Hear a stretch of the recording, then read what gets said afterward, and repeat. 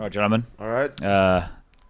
Cheers. Wow, Here's to the group stage is being done. It didn't make the noise I was expecting there with the orange It looked juice. cooler than it sounded. Let's Yeah, put it that way. and we don't have the video live right now. So we're drinking orange juice through 2 straws. Oh, this is Got him. not traditional orange juice. Well, it's traditional in some senses of the word. Trace, but- you gotta talk into the microphone, man. Oh, sorry. Well, I'm kind of nervous now. Have you ever done this before? So this is a podcast, right? Yeah, guys? yeah. It's actually molding about balding episode 2. Oh God. No, wait, no. Jason couldn't be here, so we brought Yanko in to ask some questions. Yeah, but I know Jason so well, so I know what his answer is going to be. Listen, it's not really that big of a... I mean, what can you do? I don't really care about it. It is what it is. He said, Just though... accept it. Embrace it. Jason said, though, if the technology was available to him in the same way it was to us, that he would have done it. That's exactly why I did it in the first place. Because Not of to rehash. Jason. Yeah, because he actually said if I would have had the money, if there were the capability and capacity was there, I would have done it. Why can't he do it now? I think it's a little bit too late now. The branding would look a little strange. Could you imagine if he goes Dude, back? he has so much hair on other parts of his body. Can't he just... I don't know if you can implant chest hair onto you. Well, you probably could. I asked them about everything. How would that like, look? They said the people in Atlanta said you could do everything, but what would be the point if it didn't work? So In Atlanta, you really can do everything. I got broads in Atlanta, chasing codeine in Atlanta, credit cards in the anyway. That was a good song for a period of time there. Roughly maybe 6 months. Yeah, if it made that much. Yeah. Mm-hmm. Now, look, we're back here quite seriously to keep talking about whatever the fuck we want. That's the cool thing.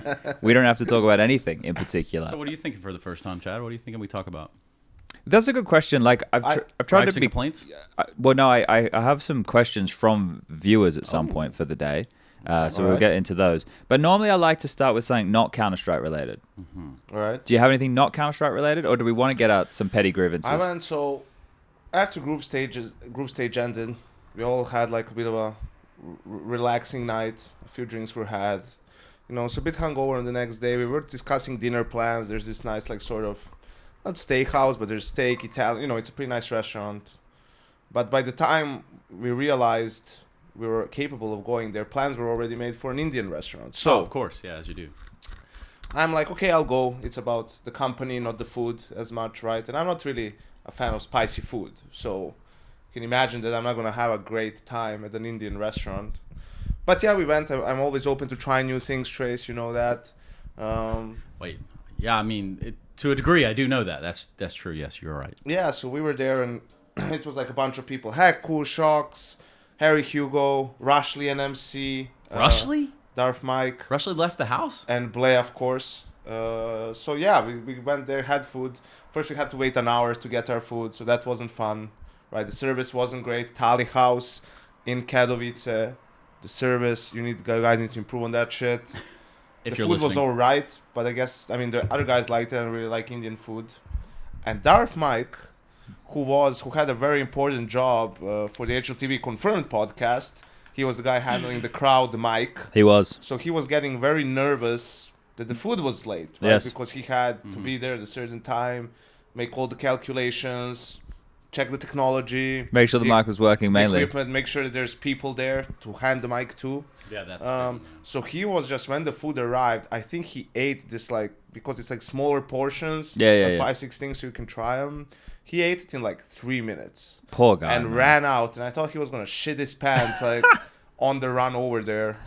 And I was like, this really isn't... He could have rocked up late. Yeah. It's not enough that Indian food is spicy. But then obviously when you're in a hurry and, you get the bubble guts, it really might catch up with you. Mike, I hope you made it safe. He made it. I don't think you would have wanted to use the toilets at the place we're at anyway. You remember... The venue, yeah. Because this venue we're at last night is where the parties used to be at in 2014, 2015 for the majors, right? When the league players were here as well. I remember when I was there with Vox, we were talking to Fallen and stuff when they had their Kaboom team and they're like, oh, how much of the sticker money are you guys getting and shit? They were asking because we were so fledgling and we were you weren't getting any, Chad. Well, our money just went back to paying for things, whereas I guess their org was a little bit different than ours. So wait a minute. Let me pause you right there, Chad. So let me get this straight. The org would pay you, but they would also just try to make it go full circle. And I didn't. Themselves. When I was in Vox, we didn't get paid. So with the Renegades, With Renegades, we got paid. Yeah. With Vox, I suppose it was semi-professional, right? Because all of the funding would go into getting us overseas to compete. yeah, But like the money that we would get paid would be the prize money that we would win. So if we would win events in Australia or whatever, then we would get the money.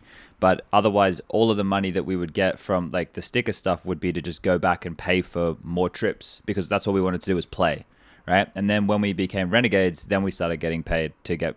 Yeah, but the money like slowly ramped up in Vox. Like but we weren't a big org. It was just run by a guy who was a friend of ours, right? And he owned like a website and some other stuff. So his name was Talnoy, and he was kind of the owner. And then but that's because when you're thinking coming from Australia for 6 people, it's not cheap. Like No, it's absolutely. it's like $10,000 to $20,000 per trip, and that's at a minimum. Like I'm lowballing here. I'm using euros. Like if it was Oz dollars, probably like 30,000 Oz dollars, right? Just to be able to do this stuff. So it's a different time. Yeah, it's a different time. But it's better now. Like it's not better for Greyhound now. It still kind of fucking sucks for them. Yeah. Well, okay. So on that same note, then, because obviously North American Counter-Strike's going through this little whatever the hell's going on over there. Has Australia been impacted in the same way, sort of? Maybe not with the idea that Valorant players and Counter-Strike players and like it's just that them two at the top. But having been your own little island so far away, has it been kind of the same story, or is it different? I think over the last 12 months, a lot of the orgs that were supporting Counter-Strike teams either went under or stopped supporting Counter-Strike teams. There was like Tainted Minds, Chiefs, Order. Order, that's what I'm thinking of. Order, like, turned out that there was a fucking crook. I think there was a crook involved. It's the classic esports story. Yeah, there's no crooks in esports. Jack, Someone come on, just man. runs That's away what with I all see this one money. time. And then, they put out a statement today, actually, IHC. But no, me either yet. But Order went under, and then that was like the last org. So now like Greyhound's reformed. And like Greyhound, when the Aussie boys became Renegades, like not the Justin Liaz as a type of crew, the next mob, Mr. Greyhound, his name's Will, he went with them, and he's the Greyhound guy, right? So Greyhound kind of was over because he was with these guys, and then when they went back to Order, Will was with them there, and then now that they don't have an org, well, they just remade Greyhound again. So it's kind of fucked in Australia. But as we've learned from Complexity, all you need to do is spend all your time in Europe and play 10 hours a day, and you can be good. Yeah. Pretty simple. It's a simple equation that's as old as Counter-Strike itself. Yankee. We already knew that. Like, it's not like they cracked the code. We already knew this. We go back to, what was it, 2014, 15, 16, something like that, with NIP and Freiburg, and like saying, oh yeah, just, why are we playing so good at this tournament? Oh yeah, I have 120 hours past 2 weeks. It's like, really, so what was stopping you from doing that before, right? But quickly on the Australian Counter-Strike, MC last night was talking about it and saying that he would only need 5 months, 6 months, and he could be at the top Counter-Strike team in Australia, because the top is like only Greyhound basically, and all the mid-tier players that were like supposed to keep improving and get to that level, they all went to Valorant. So there's like, so it's like sort of like Counter-Strike in NA. So the pool of players is sort of, It's pretty shallow at the it's moment. shallow, yes. Yeah. But some of them came back, like Tux, for example. I saw like Texter. He was one of the guys who was pretty good for a while there as a young guy. But he was like banned, so he couldn't play. But now he can play again. Like, I don't know. If the problem is, it's not a career in Australia. It's a hobby that you could turn into a career if you find success. You have to balance study or work with this, just like I did fucking 10 years ago now.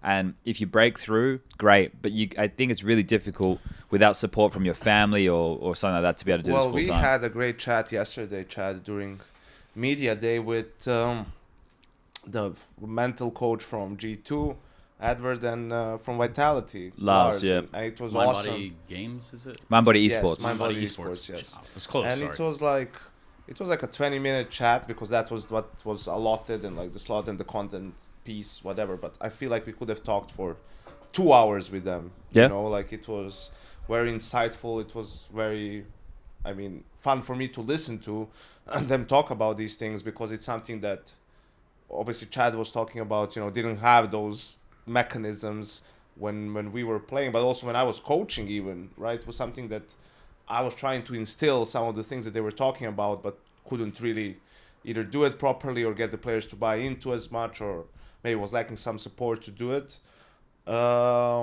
but yeah, I think it was Lars who said as well. They were talking a lot about how players, they're also humans, and No. you need to treat them as such and make sure that there's balance there, and also to talk about them and long term, right? What are they going to do? Like, I think it was Chad who asked if things don't really work out, and they said, yeah, that's a real thing, right? So it is, if you look at it, and Lars said he looks at it like an athlete, because they are athletes, and you look at athletes in any sport, it has an expiration date. I mean, unless you're fucking Tom Brady and you play until you're 45 and earn $800 million, 300 or 3 times retired or 2. What's he up to? I don't know anymore. So that is a real thing you have to kind of figure out. I mean, even for myself, when it was CSGO came out and we formed the team to play and everything, I was studying as well. I was getting my bachelor's in economics, and it was basically when the talent work really picked up. I was doing my master's, and I didn't finish my master's because I was already 2016, and things kicked off, and I realized that for the near future I'm not gonna have a job in banking or finance or whatever it is, and I can always come back and finish my degree later on, right? But you need to have some sort of it's a real thing, right? You can't just go all in on Counter-Strike and it doesn't work, and you're 27, no education, no skills, right? Like, what are you going to do in life? So what you're trying to say, Yanko, is you weren't necessarily going to jump right into that career field, but you decided to bank on G2 instead, and then ultimately,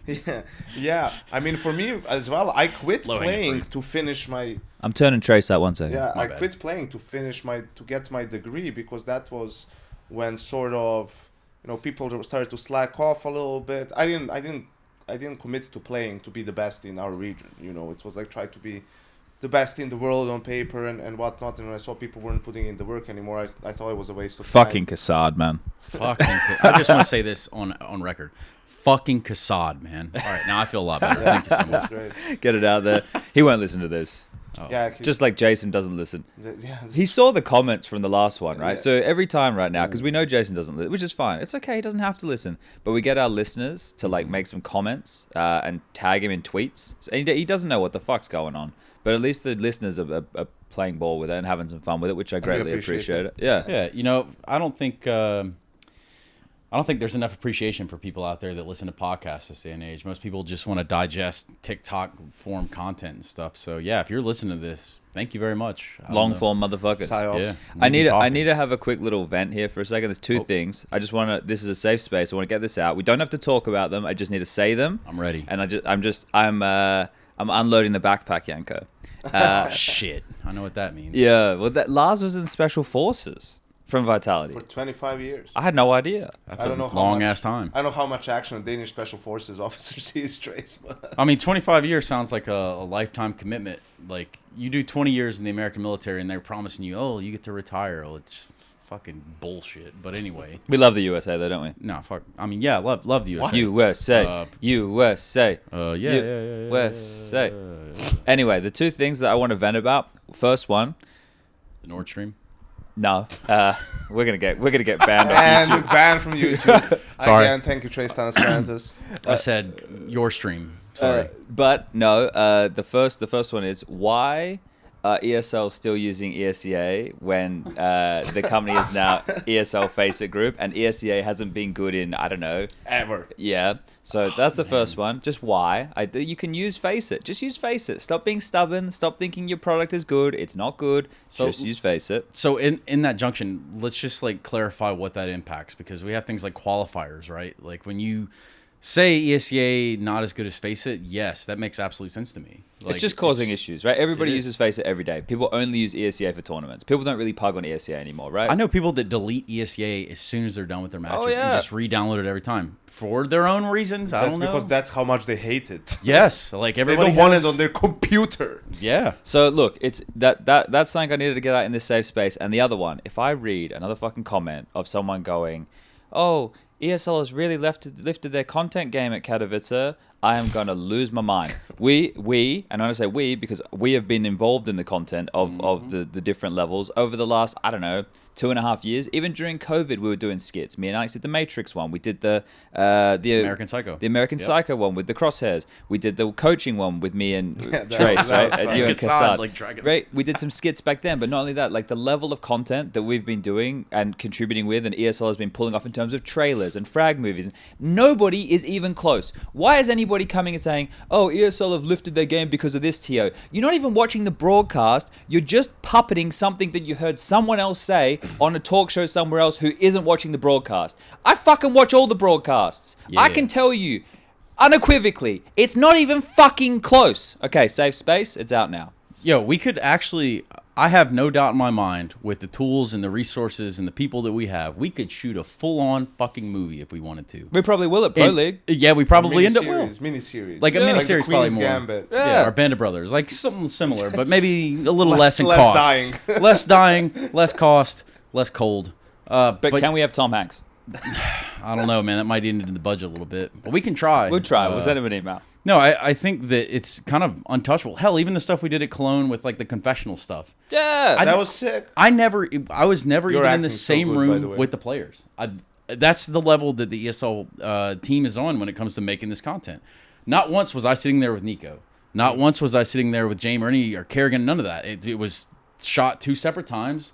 And they nail it. So either that's post production or whoever's in charge of it, they just crush it. We know Frank, right? Yeah, shout out Frank one time. And you know, Shout out Frank, we our got to boy. give Frank as much props as possible, but it's obviously not just Frank. Like for example, the most recent G2 skit, I know Harry had a big deal in playing in like the scripting of that right there. Like I think Harry definitely needs a shout out for the stuff that he contributes. Like Darius, right? He's Darius, pretty good. yeah, trying to be on top of that stuff too. But The editor, I know you mentioned him before. Gianni? Yeah. Yeah, Gianni's great. I play Counter-Strike with Gianni. He's a Latvian. He used to be professional in Rainbow Six. He's a good lad too. Okay. But this is the thing. Like, there's a lot of people who contribute to make this happen. It's Yeah. good? Yeah, it's so good. Okay. It's the best orange the juice best I've orange had in a juice. long Orange time. juice. Yeah, you guys are loving the orange juice today. I just mate. slept like 12 hours, so yeah, this is really. You went to bed early again. Well, I went to bed because yesterday was it was a long one, man. Really? Like after the DreamHack commercial thing, I'm just like, I set up for our podcast. We have another one later today.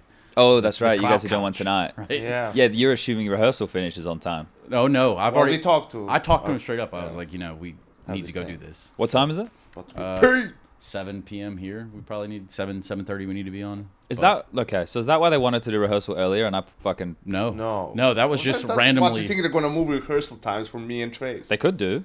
No. We'll I don't just- consider myself that Are special. you on the? I know you're on the opening game. Are you on the opening game? Yeah, it's me and him. Okay. Opening first day, the second game the next day. Of course, I'm and then- going to be on an outsiders game, chat. But before we move on too much, I feel like the face it thing, it's just people not thinking about it. Like I feel at this point, I think it's company politics. First, ESL bought ESCA, right? Yeah. Yeah, so that's now, like, face it and ESL merged and got bought by the Savvy Gaming Group. PIF or PIF. We Yeah. call them the Savvy Gaming Group, Savvy right? Gaming Group. Yeah, SGG. that's safe. SGG. The PIF owns the Savvy Gaming Yeah, Group. SGG, right? So it's like ESCA as a brand doesn't need to exist anymore. No, The thing is, like, even the because you had ESCA whatever main and stuff, and then the that leagues, would go into right? Pro League. But that's now all called, right, ESL Challengers. there's still like ESCA main and advanced and everything like that, right? And if they really wanted to keep that, you just keep the name, but just run it on Face It, or that. right? Like Or who that. cares? It's Yeah. the same shit. I mean, it's just like the client. You're spot on. The client is infinitely better. I mean, it's had issues with it since forever. Like, there's always been this some sort of small lag and higher ping on their servers. I know, when we had ECS and Pro League running at the same time, that's when it was very apparent because ECS was using Face It, obviously, and ESL was using ESCA. But yeah, the content, it's been a lot of fun. There's one coming out that we recorded in Brazil. That's going to come out, I think, around Pro League. Okay. I'm interested to see. Wait a minute. No spoilers. I'll ask you guys afterwards, but I think it has to do with that probably. Hand motions that none of you at home will have any idea what I'm talking about. Always So like it's kind of body the idea. language in audio podcasts. The visuals here, we're smashing them. No, we had video at one point, and then after we put up the first video episode, that's when we got banned.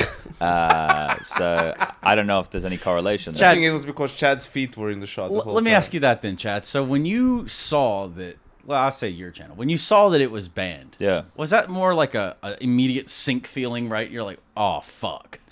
No, because like you're helpless, right? So I just thought it was funny. I was like, I was like, my mind immediately went to, okay, so what do we say? The first thing was like, okay, was it because I had my feet in the shot the whole time, and that's considered some kind of weird like foot fetish? Really? Shit? Yeah. Are they like that? I don't know, dude. There's Damn. probably a couple weird guys at home like wanking over my feet on the. Yo, shout out to those guys. Just kidding. That's fucking not cool. But that's okay. Each to their own. You know, you can. But I thought, okay, was it that? And then I was like, well, I said cunt 3 or 4 times. Right? I was like, did that do it? Because I know when I do on HLTV Confirmed, I get our episodes demonetized by saying cunt. Right? So good for you, man. I don't mean to. Sometimes it just slips out. That's the strategic side of you speaking. Yeah, and then what else we got after that? Oh, and then Yanko made this like comment about, and I can't put the things in order here, right? So I'm gonna have to do this quite vague. But it was a comment about something major that happened in 2020 that affected the entire world.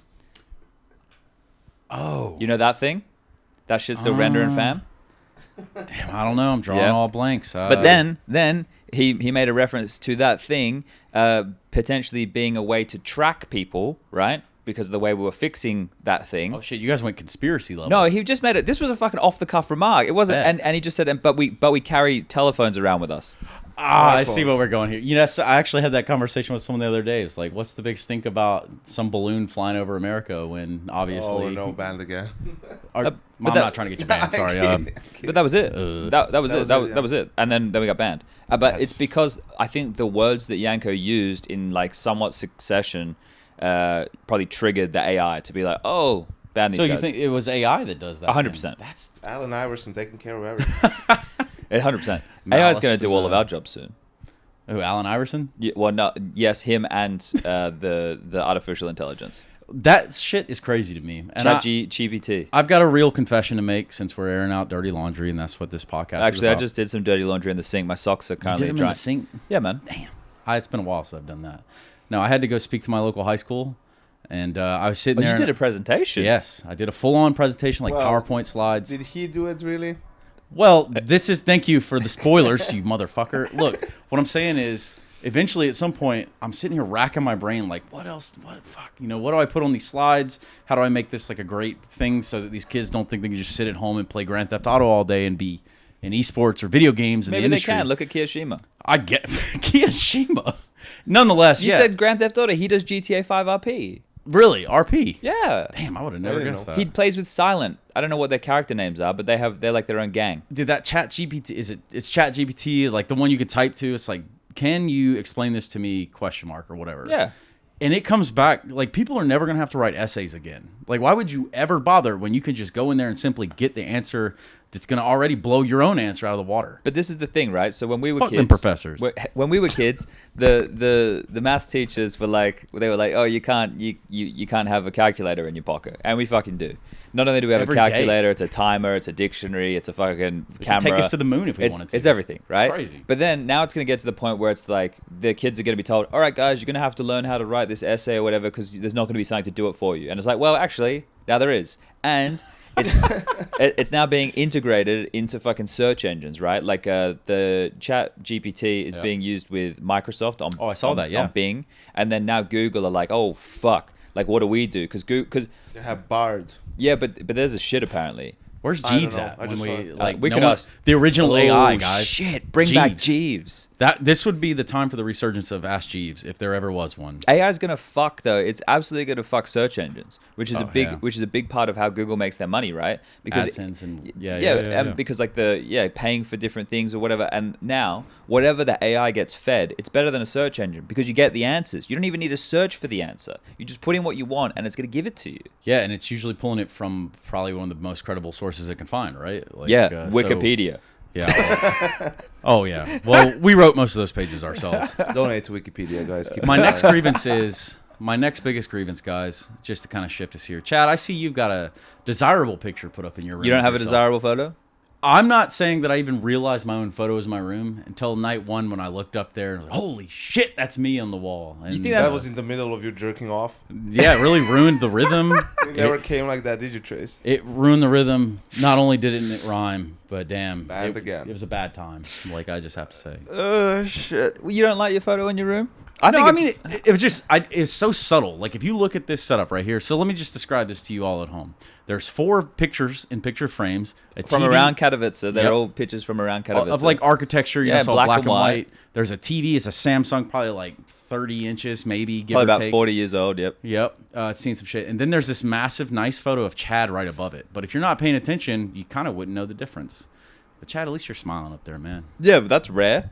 And just so people, And I have hair. Just so that people at home know, there's not a picture of Chad in everyone's room. Oh, wait, not yours? No, like Maybe there everyone has should a be. picture of themselves in the room. Maybe next time I'll ask Eric. I'll say, "Yo, Eric, can you just put a picture of me in everybody's room?" Yeah, just put like a very stern looking down, like, your alarm's going off, get in the elevator. Hey, yeah. Your cell needs You're in the you. lift. Your cell needs you. Uncle Chad. Oh, fucking hell. You are an uncle, though. So Wait, that Yanko, would be are you wrong. happy with your picture? No, I don't know. That's a no. I think I don't care about it. Yeah. It's weird to have a picture of myself in my room. Exactly, that's what I was thinking, That's like- the weird part. You know what they should do next time? They should have a group photo, right? Like they should Mm-hmm. have a photo of Trace, you, me, and whatever, Kassad or Maniac, and then you know No, that's don't put the Kassad kind on my wall, bro. Come Yeah, on, I know. man. I want to say. Then I wanna but sleep But then at I night. know, like, then I thought he was gonna be mad. Then I realized he's not gonna listen to this anyway. So Yeah. fuck Kassad. Fuck Kassad. We love you, Kassad. Fuck you, Kassad. All right. So yeah, I think something like that would be cool. Like, you know, a cool photo from like a big event, like Cologne desk or the Rio desk or something like that. Or like the photo we usually take on the stage at the end of the years here, which When some people rock up, some people Or don't. if they wanted us. oh, we to- were here. You know, the times where they don't have us in the studio down the street, and then we're also all in the same. Oh venue, yeah, like but this you time. guys are up in the bleachers this time If around. they wanted Yeah. to be mean, they could have just posted a photo of the green screen. Oh shit. Well, that you can burn that up now. The green screen's dead. Long live the green screen. Long live the Well, green we're screen not- has applications. We're not in It the does. bleachers. Like we're on the concourse above, but that's all the shot. So when the desk is gonna be, you're gonna see the stage behind. Yeah, us. it's over the shoulder type look. Yeah, We were there we walked. yesterday. Yeah, we were walking around yesterday. You're still pretty Ah, high. okay, I didn't know. Yeah. Oh, it is. They're just above It's gonna us. take me 10 minutes to get from there. No, because from backstage you can like cut up the back stairs, Ah, okay. right? Yeah, surely there's somebody's gonna have mapped out a better path. Tom Eric drew a Well, picture. rehearsals today, so we'll get Yeah. all the deets. What do you guys think about rehearsal? Like, not ESL rehearsal, you know, whoever, doesn't matter. But when we go into rehearsal, what do you think is the most beneficial part, Chad? Well, today I think that because Yanko spilled orange juice all over How the the hell floor, have you done man. that? All over the floor. You've been sitting still. What even happened? Just use the toilet paper. Yo, use that jacket up there. Here's a towel. Yeah, well, I haven't had my room cleaned since we've been here. Use the towel on the sink. I haven't let anyone in. That's why that bin is just completely fucking full of Starbucks orders. I've ordered Starbucks every day. daily. Once, and today's gonna be the second time. I'm not going to let them come in at all. It's not so bad, but I do get nervous. It doesn't matter what hotel, what city, what country. It doesn't matter. I don't really like leaving my toothbrush out. I'm gonna be honest with you. Really? Yeah, I don't know. Like they could steal my passport. They're and gonna I'd have probably to care come to less. the room today, Chad. Dude, these were real oranges. So it's like Oh, the yeah. pulp is in the carpet. It's done. Well, I It's Palpatine. appreciate seeing Yanko now with a towel. You're sanding down the floor right Should be now. the thumbnail for the whole thing. Oh shit, the podcast is going well. No, but returning to rehearsal, and in a serious note here, usually what happens with rehearsal is they plan a time and nothing's ever ready, which I understand because we're going from being in one place to another place. A lot of moving parts. But today I'm going in hopeful. I'm going in very hopeful today, and I think that we should be. What the fuck No, is? everything's under control. I've never seen so much moving in a podcast in my life. You're good, Chad. I'm listening. All right, so I I think- think today. I think we go in right, and we go in with really chipper attitudes because we've been feeling ourselves. I think we've been feeling ourselves a little bit here. Everyone's been in Trace a good, most definitely. a good We attitude. just heard about it. yeah. But Yeah. everyone's been in a good mood, right? I think everything's going very well. I think with rehearsal, we go in here, we stand at our post, we smile nicely, and we say hello, Philip. Yeah, I mean, Howdy. listen. I think the reason people have been feeling better was because the event has been more smooth. Like, you know, It some has? of the issues, like, you know, wrong things popping on the screen or the stats not being correct and has almost not happened. I heard, Bless it's happened once on the B stream or something like that, but it's been way cleaner, so that makes it like obviously easier to work because you don't have to worry about shit being fucked and like things being wrong. You can just, the things that you wanted are going to be on the screen shown correctly. And we got to do a lot of cool different stuff, we had like ideas about switching it up, moving here, moving there, telestrator, interviews, standing behind the team. So it feels more rewarding to do this event kind of. Dude, honestly, I really love the setup we've had with inside of the Hall of Heroes idea, right? Like, nobody is out of sight, out of mind in that room. Like, the games are going on, the players are going on, how you react, people will see that. There's no questions about like teams and, a mentality or, maybe this guy's toxic, maybe he's not. No, there's none of that. And then we're standing there and we can see all of it, So the inverse of that is likely when we do segments in front of players and teams in which maybe somebody doesn't have something nice to say. It's you're standing right next to somebody who's like, yeah, well, these guys are fucking dog shit, like they really got it. There's nothing they can do. And like, I don't know. I love the setup though, that we're all in one room and it all kind of comes together and it has that old school LAN vibe. Yeah, but it needs to be for especially the Kelowna or Katowice. I think this has to be like the go-to. This is like a standard. Yeah, I imagine it's probably not going to be the case for when we go to Brazil, when we go to Dallas, because normally things are a bit more hotel orientated and you don't have as much space and as much room. But like when you have home court advantage, like two big places for ESL is Poland, Katowice of course, and Cologne. So you kind of need. But that's fine. No, like not every tournament should be the same. Not every tournament should have the same level of prestige. I remember yesterday I was talking to Nico and we were talking about like different tournaments in Pro League, and we have some plans to make Pro League a little bit different in terms of broadcast this year. And he was like, I don't know, ESL should find a way to maybe make it like more prestigious. It's just like so long and everything. I'm like, but why? Like, not if every tournament is prestigious, then none of them really are. You have Katowice, Cologne, those are the two big ones. Right, and then Pro League is like long, it has a lot of games, and it should be a little bit different. It's not like there's still a lot of money into it, it still counts into Grand Slam, and it's still a tournament with all the best teams in the world in it, so there's still obviously incentive to win it, right? But compared to some of the others, and then you have the stops of YM, which I think is really cool that they are in more cool, quote unquote, places and something like that like stops. And of course you can't do the same things because it's shorter tournaments as well, but that's okay. But I think the one crux that Pro League had, historically speaking, would be that it's repetition. Like it became so repetitive to the point, like even as a viewer, like I think it became hard for them to even want to get invested into it because it was just the same thing, rinse and repeat, same different groups. Okay, yeah, we got the playoffs now. Everything kind of shifts. We take more of that IEM feel to it. And changing it like we're going to, or what we're looking forward to do.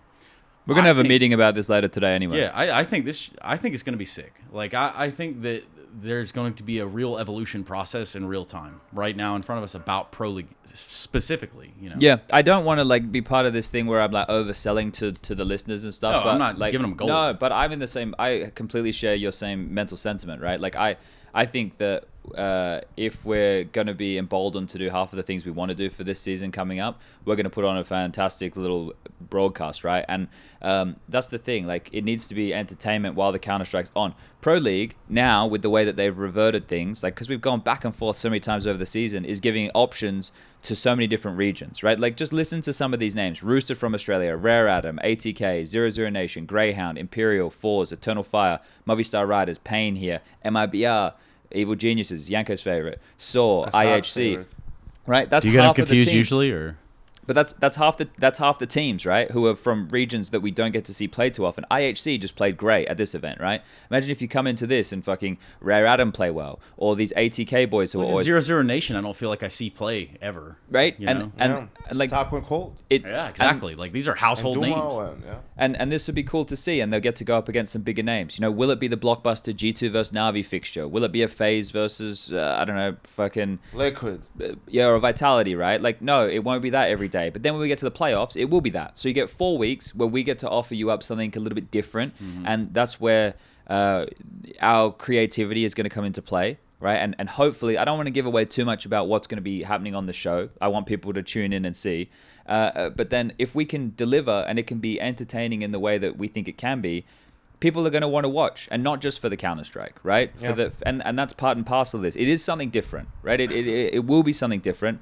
And I know we're only, honestly, a week and a half away from Pro League. Yeah, that's the scary part. Like, we are right there, aren't we? Yeah. Jesus. And also the rehearsal thing, like, I feel like I've grown more patient with it over the years because If you want. I also understand that they're more important now. Like, before we would go in, like 5 years ago, we would go in and have mic check, headset's working, mic is working. Turn the stream on. Here's the Yeah. random show, which is the same show that time as it always was. I mean, when Chad, Alex, and I were doing desks, It was always the same. it's like, okay. Trace was interviewing. It was a different lifetime. And then Oh my God. and then it's like, well, you could have had any person from ESL Test the mic. test the mic. Ollie Like, would have you know, gladly probably done it. which is but I also never understand what all the fuss is about with talent about rehearsal days, because we get paid. It's true. You get half a rate for rehearsals. Well, we get paid. I don't know if everybody gets paid. I thought the Not everybody- I imagine so, dude. Like, Not I would everyone's- imagine that the standard. I mean, or the baseline I was say half, this because you know? from when I was an observer, this was a thing. Like, it's not something that I had in, this was like what people who were running the events were told me, this is how it works. So I imagine like that's how it goes. That's kind of how we all got But regardless, also, indoctrinated. I understand that for the company, for example, right, like if it's a different if it's different stage elements, right, that are being included, if the show has changed, if there's more moving parts, then they want to rehearse it, not for us that we know what we're doing, but for the people in the production room to get the flow of the segment and the flow of the show, how it's going to look, so we don't get the wrong button being pressed and the wrong thing coming up on screen, so we don't get the wrong video being played, so that the guy who's in charge of that understands the workload and everything else. And I want to run a clean show as much as the they production do. Yeah. people want, because that's also doesn't make me look like a idiot, Bellend. because ultimately we're the ones on camera who have to fucking salvage that shit if it goes wrong and it's the wrong numbers on the screen or something wrong is being played. So yeah, I'm fine with that. And also, once you work with people for a long time and you get to know them, you also want to do it for them, because they'll be less stressed and they'll be more comfortable in that. But they do tend to always be late, as Chad said, and you spend a lot of time sitting around. But if you're going in expecting that, then it's okay. Then it's like you're just, this is what I expect. Bring your iPad, But I put on a think, TV show. I think this is one of the coolest times in terms of, let's say companies, right? Like, we've been doing work with ESL for a while now. Yeah. The fact that, we have this EFG group that's come about that's also what was at one point like a rival or a competitor, and now everybody's trying to work under the same group. Like, there's so many hands and so many capable people to make a lot of the realities that we thought were just fiction back then, to make them real. Like, we can put things together and put a show together now with the hands that we have that is like unrivaled. It's really good, I think. No, I agree, but I think that my biggest qualm with what was proposed for the rehearsal coming in for today was the idea of the idea of sitting around is one thing, right? But the idea of sitting around and knowing that it's going to be late on top of that, right? And I might be wrong. I'll come in next podcast that we'll do next week when I get home, and if they're on time today, I'll be like, I was wrong. They're on time. First time ever, but they were on time. First time you were ever wrong. Oh, they were on time. No, Okay. no. First time. First time for both. Yeah, maybe.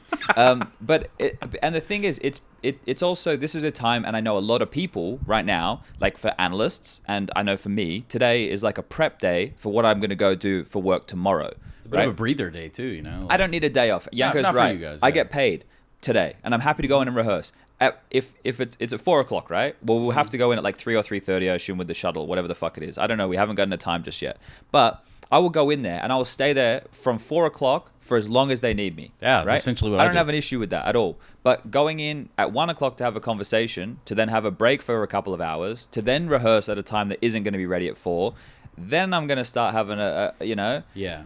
It's like, and people will be like, oh, but it's not a full work day. But I want to work. I want to do work on the computer that they have provided to me right now. I've already started. I've already got up my Shadow GG. I'm doing the fucking paths of all the teams, looking at their opening rounds, looking at this stuff. Like, I want to make sure that when I'm doing a game that is going to have a lot of lulls, Outsiders versus Navi, that I have something that I can actually contribute. That's what you think. You think it's going to be action-packed? Well, not gonna be full of necessarily, but it's not lulls. gonna have maybe as many lulls as you think.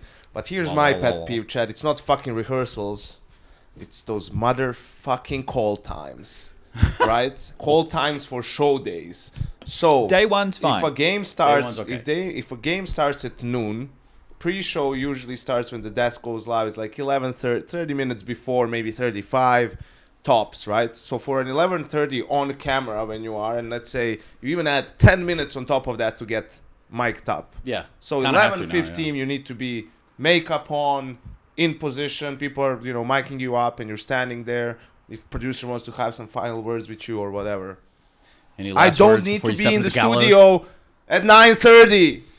I just don't. I don't need to do this. Why? Because also I'm working fucking 2 out of the 3 best of 3s. So you have to wake up at like 8:30 because you don't want to sound like you're still sleeping when you're doing this stuff. Go have breakfast, everything. You're ready. Shower, get your things. Go to the studio and then sit around for an hour and a half doing fuck all. Like if I'm doing the first and the third best of 3, which is the fuck It does shift, happen. It does happen. Something right? has to happen to And someone. like that one night, the game ended at, We finished at 12:30 one you night. know, Yeah. like I would actually appreciate the extra hour of sleep that I could get. Well, because And- it pushes and- everything one way. If your call time is 1, you have to get up before then, blah, blah, blah, Yeah, and as you said, Got it. first day, I never bitch about it the first day. Like, there's people who say, in chat, this call time. Like, first day, I'll take whatever. It's, let's get the show off to a good start. If there's any hiccups, right, we'll do it. And if everything goes smoothly, then on day 2, I'll be like, hey, let's push this bitch an hour, later, because there's no reason. Because that's what I'm the same as you. I hate sitting around doing nothing, like for no reason. You need to be I don't- efficient That's with only, time. there's no. We're in Katowice. We're not in fucking Los Angeles where there's traffic and you might, something might happen and by some miracle I need an hour and a half to get across like 5 miles of space. How You know, broken like is that? Yeah. whatever traffic there exists, I'm gonna be in the studio in 30 minutes. Worst comes to worst, probably in 10 minutes, 95% of the time. The whole idea of hurry up and wait is something like, obviously with the Well, military, you should be have used to that, yeah. Yeah, you hurry up, you wait. There in the military, there's like, you need to be there 15 minutes prior to the 15 minutes prior, which ultimately, by the time that trickles down from the top of command to you, you're there 3 hours earlier because everybody's added 15 minutes along the way, right? So we don't necessarily work like that. I have no problems with the first day of broadcast and doing any of that. Hell, even, to get the job done, if things aren't going well, like, yeah, let's knock it out. Like, shit sucks sometimes, but I also sometimes feel like very blessed, to like just be sat there and even have this as an option. My dad's a trim carpenter, right? My pops. And his ass would be waking up every day at like 5 a.m. and he's in the sun and he's just sweating his balls off. And like, he's been doing that longer than I care to even mention. So in comparison, when I'm starting to have those feelings sinking in where it's like, oh man, fuck this call time, fuck that. It's not even a priority shift. I guess I just start feeling thankful. Yeah. But also, I don't want to be at the studio fucking 4 hours. No. before a game, But see, with all the ESL stuff I think is great, and the reason it's great is because I compare it to the DreamHack stuff. Trace, you remember this? Yes. Remember when we did some DreamHack winters and our call times? Maybe you were, threw to yourself. Yeah, that we did do that though, and with time me running. But the call times at some of those were before any member of production was on site, Which is very off-putting. I was there one day. I walked into the venue. All the lights were off. Yeah, we both. We both did that same day. There was no makeup artist, right? Which is why we get there early to get makeup. Which takes 5 minutes for a guy. No makeup, no production. There was no. I don't even think the doors were open to the venue, and we were there, super early. I'm always on time. Nice little B&E to start the day. I'm never late. Breaking and entering. I'm That's never my late. shit. I'm always on time. I'm gonna be there when they say. I'm always on time. So it's like that one right there. That was the craziest one I think I've ever had. But That's just been annoying at that point. Yeah, like, but that's just. And the thing is, what we're talking about here as well. I'm the type of motherfucker, and you two can definitely attest to this. I'll work until I fall asleep. Like I'm the type. I'll work until I die, Chad. Yeah, but like this is the thing. I got no problem working, and like I love what we're doing. We're going like media day. Yesterday, I did media for like 6 hours, and then I went and did another podcast. And then like on work days, I'm doing like when we had tournament days, I was doing media and tournament casting, and like it's not, I love it because I'm with you. I think we're very lucky with what we get to do for sure. But I think there's just a disconnect at a certain point with like the way the conversations need to go. What? If today we need to come in and we need to talk about all these segments, why didn't we talk about it yesterday? Why didn't we find some time yesterday where we could have all sat down and spoken about what we need to do tomorrow? Like, why do we need to do it today? Right? Like, what? I don't understand. Some of that stuff, I don't know. We're not being efficient with our time. We're not using the resources we have available to us correctly here. Well, some of that I kind of just attribute to like, I think there's still a little chaos in this whole idea of the companies coming together, in my mind. Like, I think there's still some growing pains, but they're, to have a 3 hours, I love the Spodek as much as the next guy, but to have 2-3 hours sitting there, I can see where that creates like quite the qualm. You know? It's not ideal by any stretch. So have we got it out of the system? Yeah. We're feeling good? Yes. Yeah. Because we've been really positive throughout. Everyone's been having a great time. I'm trying to have a good time. I've been joining the sauna gang. Last night I was in there. How come every time I wake up in the morning there's some like, sauna's still hot, guys? It's like, man, what are you guys doing? So last night when we got back from the podcast thing, I went down to the sauna because Heku said it was hot. Heku was in there, Mike was in there, Shocks was in there. I jumped in the sauna. Like, I was in there with Hugo yesterday at some point as well. Do people take their phones in there? You could if you want, I guess. I've always heard that's like a very questionable thing. It's probably not a good Why idea. would you take a phone in the I don't know, sauna? dude. You can't handle 10 minutes without your phone? Yeah, I'm not saying me. I've seen people do it. I've never heard anyone ask that question. I've seen people like I sit do my there- in-ears. If I'm on my own, I'll do my in-ears. that can make listen to sense. music. But I think electronics in there is probably like a no-go, right? Well, no, because it's fucking steam and heat and shit. Yeah, it's like, so hot and you can't be there probably for more than, 15 minutes is kind of Right? like tops. So you can't handle 15 minutes without, even music. It's just, is that how scary it is for you with your own thoughts? Yeah, I don't Chad? like being over my own thoughts, man. Your own thoughts will be what is the demise. They start to wander a little bit. You know what? Aaron Rodgers, the quarterback in the NFL, he's like... He's a soccer player, right? Is he on Percocets? No, it's... different topic. He's supposed to like make a decision whether he's going to retire or what. So he's going into this like darkness isolation something. So he goes somewhere for 4 days. Oh, sensory deprivation. Oh, no. Well, no, no, not but that, it's like yeah. a house, right? Where there's... I don't know if it's completely blacked out. I think it's sort of... Or it's very dark, right? I hate the sound of So this. you're there for 4 days is what it is, but you can go out, you can walk out anytime you want. And he's completely by himself, no electronics, nothing, no books, like nothing, just himself. And he gets food delivered, whatever, 3 times a day. He sets that Like how Burger long King he or wants. something, And there yeah. he goes to like meditate and, sort of figure out what is it that he wants to do in life, like what's best for him for the upcoming year. Does he want to keep playing football? Does he not? And I think people said that with that, the experience is like similar to DMT. Like it's What? yeah. To isolate yourself like that? Yes, like you get the similar effects. I mean, you go insane? Yeah, you it know- makes sense. You know how there's these quiet rooms, right? Yeah. Yeah. We Where were if talking you about this go- the other day. Yeah, we were actually, yeah. Where if you go in, like you can't hear anything. So after a little while, you actually hear the sound of your organs moving, like in your belly, Yeah. and that's not a long time like, either, And someone said like you can even hear your blood flowing. Like that's insane. It's weird. I went to one of those in the Logitech studio, or the HQ rather. I went with all the C9 guys back in the day. It's in Switzerland. When you walked in the room and they closed the door, you immediately felt the difference.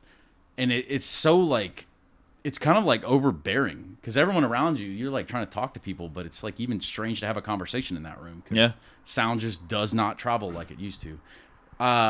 The idea that sensory deprivation is like a renewal thing, that's wild. I don't know. I've done like float tank stuff. Yeah, something like My that. mum got like a voucher one Christmas, and I came home, and this was obviously a couple years ago now because COVID. You don't get to go home. Yeah, I don't get to go home. Yeah, nah. Anyway, so I did it, and I only did it once, but the first time you do it, I assume it'll get easier. But you're just getting used to floating, and like you're naked in this like weird fucking capsule thing, and you'll have to like rest your neck on this floatable pillow thing. It's so, and you want to relax, but the whole time you just feel like weird with what you're doing. But people swear by this type of stuff, right? And Yeah, like 11 from Stranger Things. Yeah.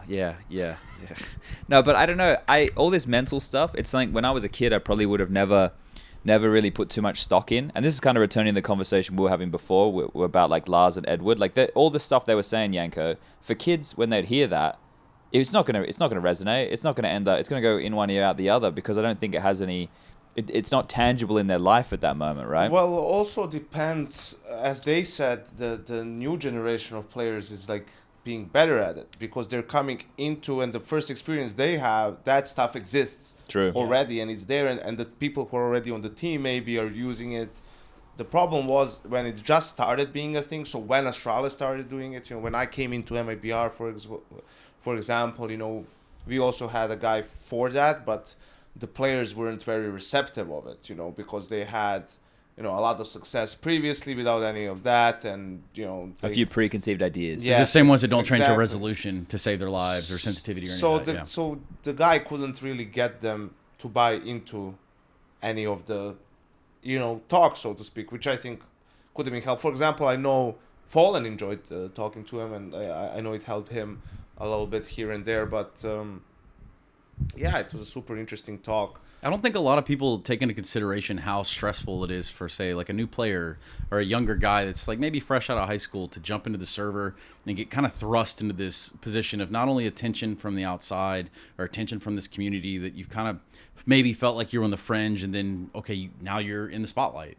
There's a lot of pressure and a lot of things that change there within an individual's mindset, psyche, how they approach life. Some people, it changes them as a person. Like, it almost changes their DNA, really. What about Shine Monashi?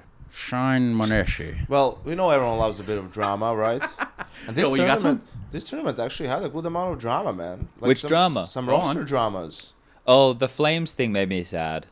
That's not ideal. That's not what I meant. Oh, but we can start there, I guess. I just want to. I think that, and I don't know. You don't have to agree, and I know Yanko doesn't. But I think that the Flames situation. I think OG could have won that game. I know you don't think they could have won that with game. Rugga or with the actual... No, with their full five. Oh, yeah. I think they could have won that game. Like, I think outsiders are grinding into action, right? Yes. But I think that they haven't beaten any fantastic teams on their run right now, right? So could OG have beaten them? Yeah, I think they could have beaten them. A lot of teams could have beaten them. Yeah. If there was a time for OG to succeed, it was like going through the run that they had here. Because honestly, if you've been watching OG for a while, you're like, man, one of these days, eventually, maybe it'll work out. Not only Flames was sick though, Fiku was sick too. I was talking to him last night. He was playing. That's why he had one kill. Well, no, he had a fever and stuff. He was saying. That's right. Rugga did out. Kinder was sick and Cadian were sick too. Yeah, man. I'm just saying. I'm not making an excuse for the kid. I'm just telling you the facts. No, I'm just memeing a little bit, but yeah, it sucks. And also, it's surprising to me how many players get sick every tournament. Like with all the names we've said, that's like 5, 6, 7 guys. They should come to the sauna already. Yeah, from different teams. It's like take better care of yourself. In a sense, that's also important. You need to. Here's a multivitamin, bro. Yeah, have some freshly squeezed orange juice. Yeah, like us or something. Hell But no, yeah. I was more referring, for example, the Sprout thing is one. Oh yeah, with Maze coming in for Zyphon. I can't believe Zyphon Zyphon being benched, and some discussions being had in the hotel and in front of the hotel that were pretty okay. vocal. I've heard rumblings. Pretty vocal, right? I mean, obviously disappointed, but it's just, for example, like that team would benefit from a mental coach, like a good one, because it's different cultures. It's for a lot of players first time in an English-speaking team. It's young players who are very, very talented. Right? Yes, true. I watched the games that I watched, like they lose because of lack of team play and some relatively basic stuff. I don't mean this like they're bad, they don't know the basic stuff, but I mean things that are relatively easy to see in the demo and point out and work on over practice and get better at, right? But that can only happen if you are, if you enjoy playing with each other and are willing to, sacrifice. And some of the things that the guys were talking to us in the chat was, having sort of the courage to sacrifice like things in your ego and your maybe personal things for the greater good of the team and for the success of the team, and to help your teammate, to play for your teammate. Yeah, like Draymond Green with his teammates. Well, I guess, except without punching them in the face. Yeah, okay, yeah, maybe without that part. Yeah. It's like, I don't know. So I think that was like for them, and I didn't see Zyphon as a problem for me. I mean, me either. But I guess it's in that one half, I stood behind them like. He seemed good. Fine. Yeah. I think, though, it's like obviously Refresh not wanting to in-game lead, right? Because Maze has come in. Maze was in this team. He was in Fnatic Academy.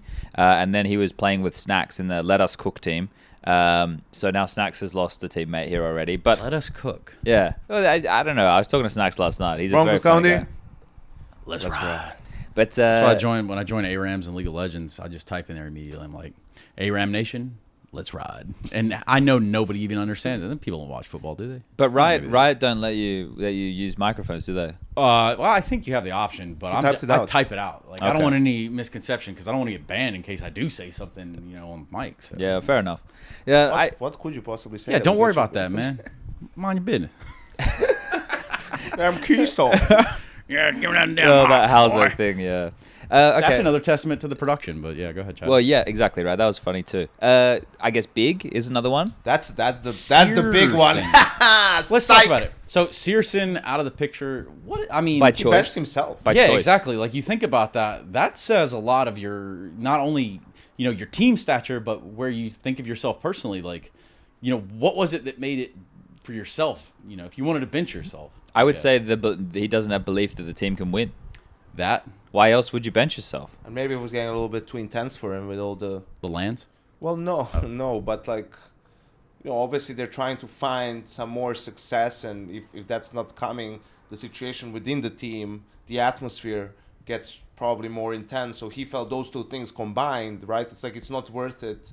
That he lost faith, and also it wasn't really fun to play. Yeah, I'd say the fun Probably. was starting But to I don't know, slip started away. to Slide away. Yeah. Just, What's his English like? Searson's. Seems okay. I've talked to him. a couple Germans, times. they should usually have. He's decent just more English. I think they softly. get taught it He's more in- softly spoken. Yeah, that. Yeah, but like they definitely he can definitely speak some English. So I what- think he should be fine. What Big has to do, I think, there's really not many options left. I think they have to look at someone like Gade. Like I think that's the. Sorry, they could get Mantu.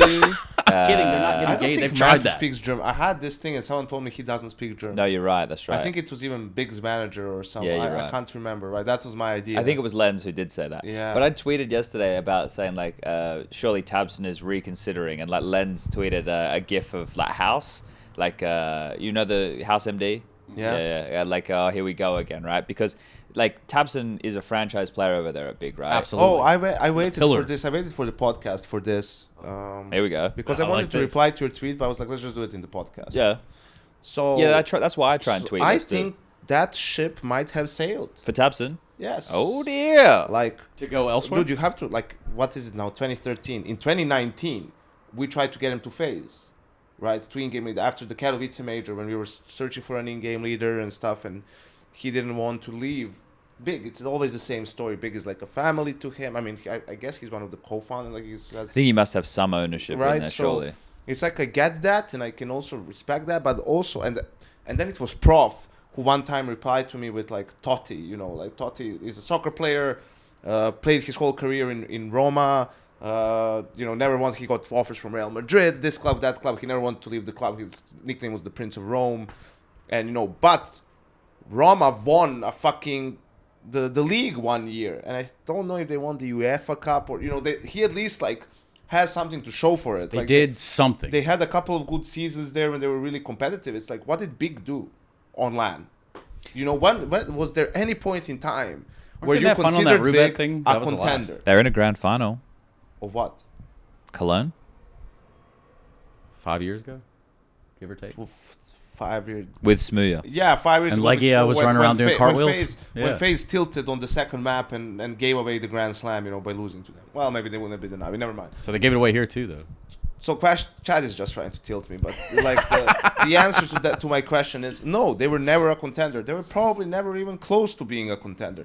If anything, the online era was probably the worst thing that happened to them because it maybe has given them faith that they can actually be good online too. Or even worse, you have the community Which that is gives the also moniker weird. Why of couldn't that. they? Right? Like, there shouldn't be that big of Searson a was difference. looking better in the last 6 months on LAN. He was, yeah. Had The to. major in the Had challenger to. stage, he was really good. But so, and Tabson in the last, I feel like I didn't look at the stats, but just from watching the games, in the last 6 months or maybe even a full year, it's not like as good numbers on LAN as we would say before that on LAN he's a really good Yeah, player. that's because it's a slippery slope. It's dangerous. And here's another thing. It can be slippery, those banana peels. But also, Chad, something that people don't take into account as much is like he's been playing with Big the whole time, right? Like, can he? Like Yeah. people say, for example, whichever team you want to put there. Let's say FaZe, just for the sake of discussion, right? Can he even lead a team that has really good individuals in a sense of a more loose style where people have freedom, right? Like there's two sides to that coin. One is Big has a different style. The other is, well, he never had really good players, so he couldn't have done it even if he wanted to. Maybe if he had the players, he would be an even better in-game leader. Right, but at a certain point, if you're, let's just say hypothetically, you're Tabson, you stuck around Big your whole tenure, you had your heights, and then eventually the devalue starts to creep in, and that's unfortunate because there's no numbers being put up by your team, or like you made it to the online finals or Rubet or Escasad. Online. Yeah, would say like, oh, Banana Cup, you done won that over there or whatever, right? Like, yeah, he didn't mind when he was getting paid for it. Now it's a Banana Cup. yeah, right. That's Casad also. An ungrateful son of a. Kassad's the punching bag of this episode, isn't it? No, I know what you're saying there, Yanka, and I think it goes in cycles, right? There's like periods of time where you'd love to get an in-game leader like Tabson, and there's a lot of in-game and there's a drought of good in-game leaders who can frag and whatever. And then you go through a drought of like, okay, maybe there's not too many AWPers available. Then you go through one of, oh, we need it. And I guess we're hitting a point right now where I don't know. I'd struggle, especially with G2 like looking good right now, right? I don't think looking untouchable to some degree. Like, damn. How about Team Liquid? You want him to go to Team Liquid? Yeah. Mate, they're still in. See, I know you got this hate. I mean, I don't say I want to go. It's not that I want to go, but I'm like, that could be an option. Like fit wise, it might make sense. Tabson is getting any younger. I don't know how old he is. That's what I'm saying. Like you're devaluing, and then like there's like got to be a graph there to think about when you say like, yeah, you've stuck with this. He's only 27. He's the same age as JKS and Device. We're only 30 plus. Yeah. JKS is 27. I think so. I thought he was like 19 still. Yeah, I mean, he do look like he's never aged. Yeah, a little baby face. That G2's got actually is an old average. They're 25.1. Which is fine if they're going to win shit. Yes, exactly. But that's why, excuse me, that's why for Fnatic, I think they're in a bit of trouble. Because Fnatic's average age is pretty high, and they looked pretty rough around the edges in a lot of their matches, man. I don't... They look like 5 individuals. They didn't look like a team. Their average age is 26.4. So, like, they either have to start winning this year or they need to bring in some personnel changes. Because Mezzi's the youngest, and he's the in-game leader at 24, right? Nikodos is the youngest at 22. But those two are the young ones. And Roy, 29. Fasha, 27. Crims, 28. They're a pretty old roster, and they're not winning. He's 28 years old? Yeah. Fuck. Man. But think about you it. guys are old as shit. Back with LGB, like 10 years ago, he would have been 18, 19. Yeah. Right? Alongside of Olaf and all those kind of boys, right? So, like, time is a straight line, they say, Trace. Yeah, time, straight, flat line circle. Yep. Yeah. That's the one. What other roster drama we got? Big, Sprout. Well, that was it? For this event. We have the org drama with IHC. Yeah. But I don't want to talk about it. Like some fun people from the org allegedly were like scam or whatever. I don't even want to get into that. I want to talk about the team and the CS. They came here and they damn sure showed their face. I can read the statement and then we can talk about the team. Oh shit, this is a full-on PDF, Chad. What do you got here? Well, the IHC put this tweet out a little bit earlier. Specifically, wow. They put it out a little bit earlier today. It's an official statement. And it reads, the management of IHC Esports would like to address recent events and express our deep regret over the dissemination, sorry guys, English isn't my first language, of misleading information concerning our organization. This malicious act has caused significant harm to our team and impacted their well-being. Despite these challenging circumstances, we remain unwavering in our commitment to our mission and vow to compete with honor and distinction in all future endeavors. We would like to categorically state that certain individuals have no involvement with our management and operation, and we deny these allegations in the strongest possible terms. The spread of misleading information has not only affected our team's morale, but also threatened the stability of our operations. We would like to assure all stakeholders that we are fully committed to safeguarding the integrity of our organization and protecting the interests of all parties involved.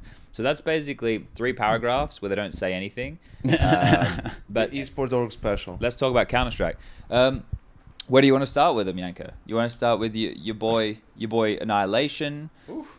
You want to talk about just in general? No, I just wanted to talk about the team in general and say that even at the major, out of all these teams that were coming from Asia in the past couple of years, like they were the ones that looked the most European, in a sense, right? Like their style, you didn't see as many mistakes as you would, with the Chinese teams of the past. And It wasn't just Wolfpack Counter-Strike. yes, they knocked out 0-0 Nation, as well, which is a team with Cold and Taco on it.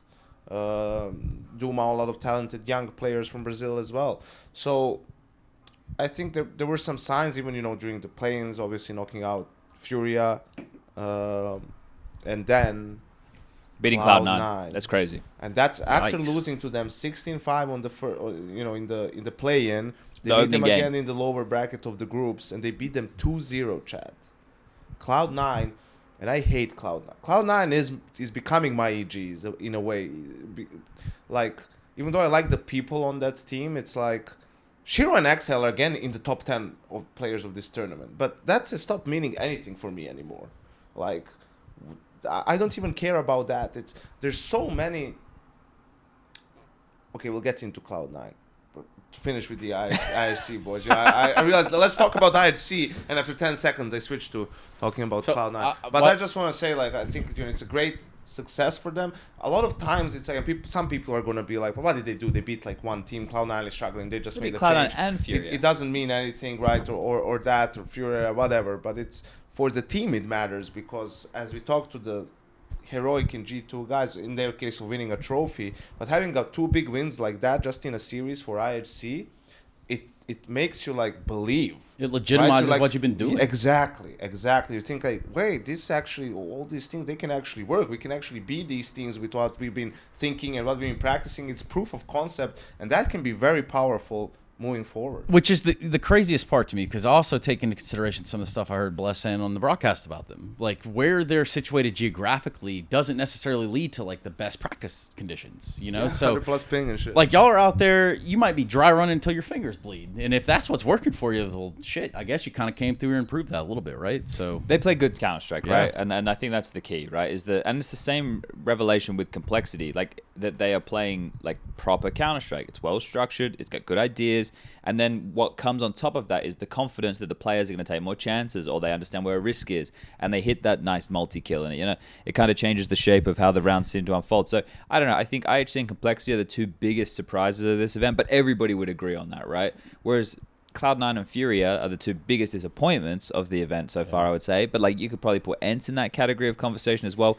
Fnatic for me was a bit disappointing in the way that they played. Mouse, right? Like, there's a lot of names there, and these are teams that we haven't seen play all year yet, and this is their first event, their first showing. So that's the question. Is it too early, Trace, to be judging them? Do we need to give them more time? well, I think that's all very dependent on the team, right? You just said Furia. For example, Furia's playstyle has Sorry, Furia. Furia. Yeah. Look, Furia's playstyle has been questioned, for a while now about like, okay, we give Art this, that, we give him the freedom. Well, you can't start every round out like 4v5. The game's not designed for you to win like that. And if what you're doing is not working to open doors for your team, then like, what are you going to do to shift that around? What are you going to do? I mean, if there's no drastic change to the playstyle, that really just rinse and repeat, do the same shit and hope it works. I agree with that. It depends on the team, because for some teams there have been signs, like Furia is one, Cloud9 is another. Like, it's so weird that there are 3 or 4 different types of roster moves that they could make that could make sense from the outside, maybe not from the inside, because we don't know. People are saying potentially maybe Hobbit can move to IGL. We don't know if that's realistic or not, right? Like, on paper, yeah, he's getting up there in age. Maybe that's a transition that he can make similar to Apex, like he did, then became the in-game leader a couple of years back, and he's now doing that with Vitality.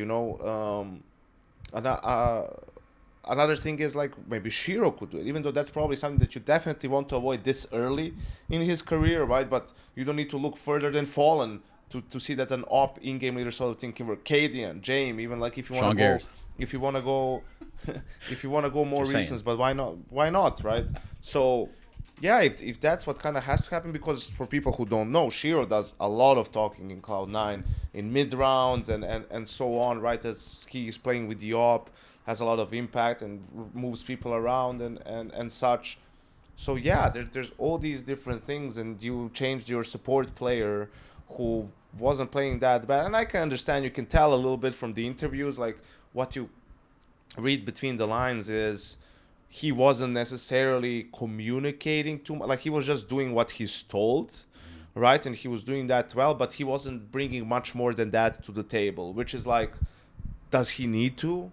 Like, does that player need to do that? I mean, you have, or for some reason, you have still Navi on that team, and then you have Shiro and Hobbit too. I mean, if anything, you'd want to make Exile talk more if he's not doing that, because he is a star player, and you want him to take more initiative maybe and speak more or whatever, right? But the also recipe, Exile, man, fucking like, I don't know, like last year you can see the change in Shiro, right? Like yes. You can see the mentality change at some point in realizing there needs to be a little bit more aggression, a little bit more risk taking as well in rounds, especially in crucial rounds, in big games. And that was the reason why they won some of those games and stayed alive in tournaments, at the majors specifically, or had a couple of good wins. But for Exile, it's like, I don't know, this is just like kind of talking off the cuff, but feels like not that he goes missing, but he doesn't have too much impact in some by of those the eye games. test, I agree. Right? I feel the same. And then you look at the stats at the end of the tournament, and he's like top 10 in the tournament. It doesn't compute for me, right? So it's strange, and Cloud9 has a lot of soul searching to do and figuring things out, because I don't care. Navi comes in an interview and says, I tweeted this as well. It was right after the loss. Obviously, he's, in distress. He didn't expect it to happen, and props to him for agreeing to even give a fucking interview. And you probably don't even know what to say at that point. You don't know, but it's things like one step forward, two steps back. It's not a Buster problem. I agree, it's not a Buster problem. And the problem that you have had, Buster's not going to solve it, right? So I'm not really sure. And I have to say this, I like Groove, man. I think he's a great guy, but I feel like he's too disconnected from his players a little bit. Especially, like at least from the outside when you watch the games, or, he's always super calm. He's sitting, I'm not saying he's not invested and he doesn't care. Of course he cares. But like sometimes you need to be a little bit more present, even just during games. Right, even for a high five, or like for a tap on the shoulder when a player fucks something up, or in a timeout, to be more loud and like wake people up a little bit, or whatever it is. It depends on the type of personalities you have on the team, but I feel like he's a little bit too hands off. Right? That team had one guy that we were kind of talking about for a while being the most vocal, like to my knowledge, the Cloud9 side, and then now like. You want to hope that they come out on LAN and they make a ruckus, not just in the server, but outside of the server too. If you're doing your job, you're carrying that weight. I don't know, man. I look at Cloud9 and I hope the best, but man, it's hard to say. You bring an interesting point when you talk about Groove, because I think having like talked to Dastan just yesterday, for example, I feel like this guy is very connected to his players. There's a significant age gap there. Makes sense. Like they're looking up to him as sort of the master splinter, if you would, if you can. I don't know. Maybe they don't know Ninja Turtles. Yeah, probably not. That could be half the problem. No, but yeah. I don't know. I think that this is one of the problems when we have these kind of conversations about teams. Fury and Cloud9 fall into the same conversation point, right? Like they fall into the same camp of, we just think that their approaches to the game are the issue, right? Like, are there very skilled players in both of these teams? Yes. Caserado and Yuri, fantastic. Shiro and Axel, fantastic, right? The problem is, I think for Caserado and Yuri, it's more like this is their prime right now, whereas Axel and Shiro are a little bit younger. So they can still work things out, right? Whether or not they're going to be good immediately, I don't know. I don't know. I think like for Nafi, he has to go do some soul searching as an in-game leader. He needs a new approach. And like, why is he playing connector on Mirage? I don't know. Go to fucking B site. Yes. At least that. Buster, I mean, I don't know anymore. Like, the Buster problem with Nafi is the volatility is insane. Like you remember last year, a couple of overpass games, he has 30+ kills, and it's amazing. And then if you look at, I remember, but it's the same as Art. I had this stat, but I wasn't doing their game for a tournament.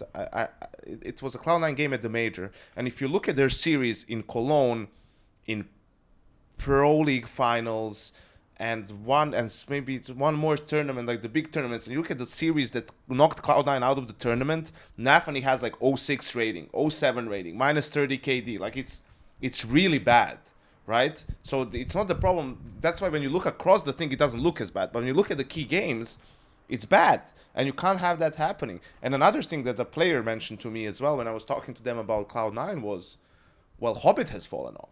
Like Hobbit isn't when we talk about online Gambit, it's Shiro, Axel, Hobbit. It's always the three of them. Three of them were fucking top 5 or top 6 in 2021 in pistol round. So Cloud9 always had like these good starts, or Gambit did, and it's not, Hobbit, the problem is it didn't go from, 107 to 0.9. And then like, the problem is it went from 117 to 107. So it's like, it doesn't look as bad, but the difference it makes a big difference. It's still, noticeable, right? So that's also maybe that's also something where you need to look into. And I can name you every single fucking player on that team except Inters. Like I would name everyone before him as someone who was like having problems. Obviously, this is still without being on the fucking team and knowing how they communicate and what's he like as a teammate or any of this shit. But just looking at the game from the outside, like there's so many different. It was like one of the most baffling changes, like, that I've seen a top tier, like a team that's striving to be a contender. Inters is still grinding, man. Like I tune in, I watch his stream. The kid's playing a lot. I was playing deathmatch yesterday. He's fucking in the deathmatch. Just like the kid's playing a lot still. So I would be interested to see where Inters ends up. But I think that this start to the year for these teams, it's like, okay, this is a bad start, but they'll just have the major as their focus. That's the thing. Then after the major, then we can have a different conversation. Okay, but here's this. Blade was involved in some capacity in Gambit youngsters roster being put together, I think. Yes, yeah. So Inters was on that team from the start. Yes. Get Inters instead of MPL. They're not going to do that. I mean, I don't know. Navi. They have to buy. They'll have to buy him from Cloud9 first. Yeah. Navi with Navi came in here and minus the whole G2 game they had where they just kind of like, they just didn't go for them.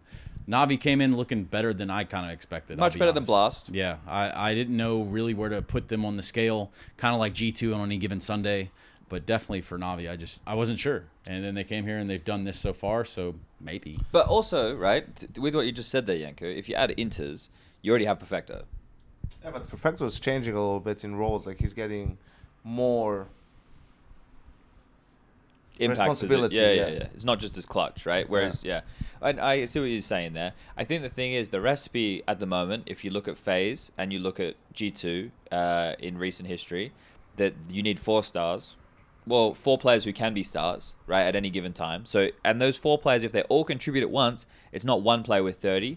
It's fucking 4 players with 20. Yeah, so you don't think Perfecto can be that 4th guy for them? I think he could, but is there, like, I think the problem with this whole MPL situation... Well, also, FaZe is not the blueprint. FaZe is the blueprint for FaZe.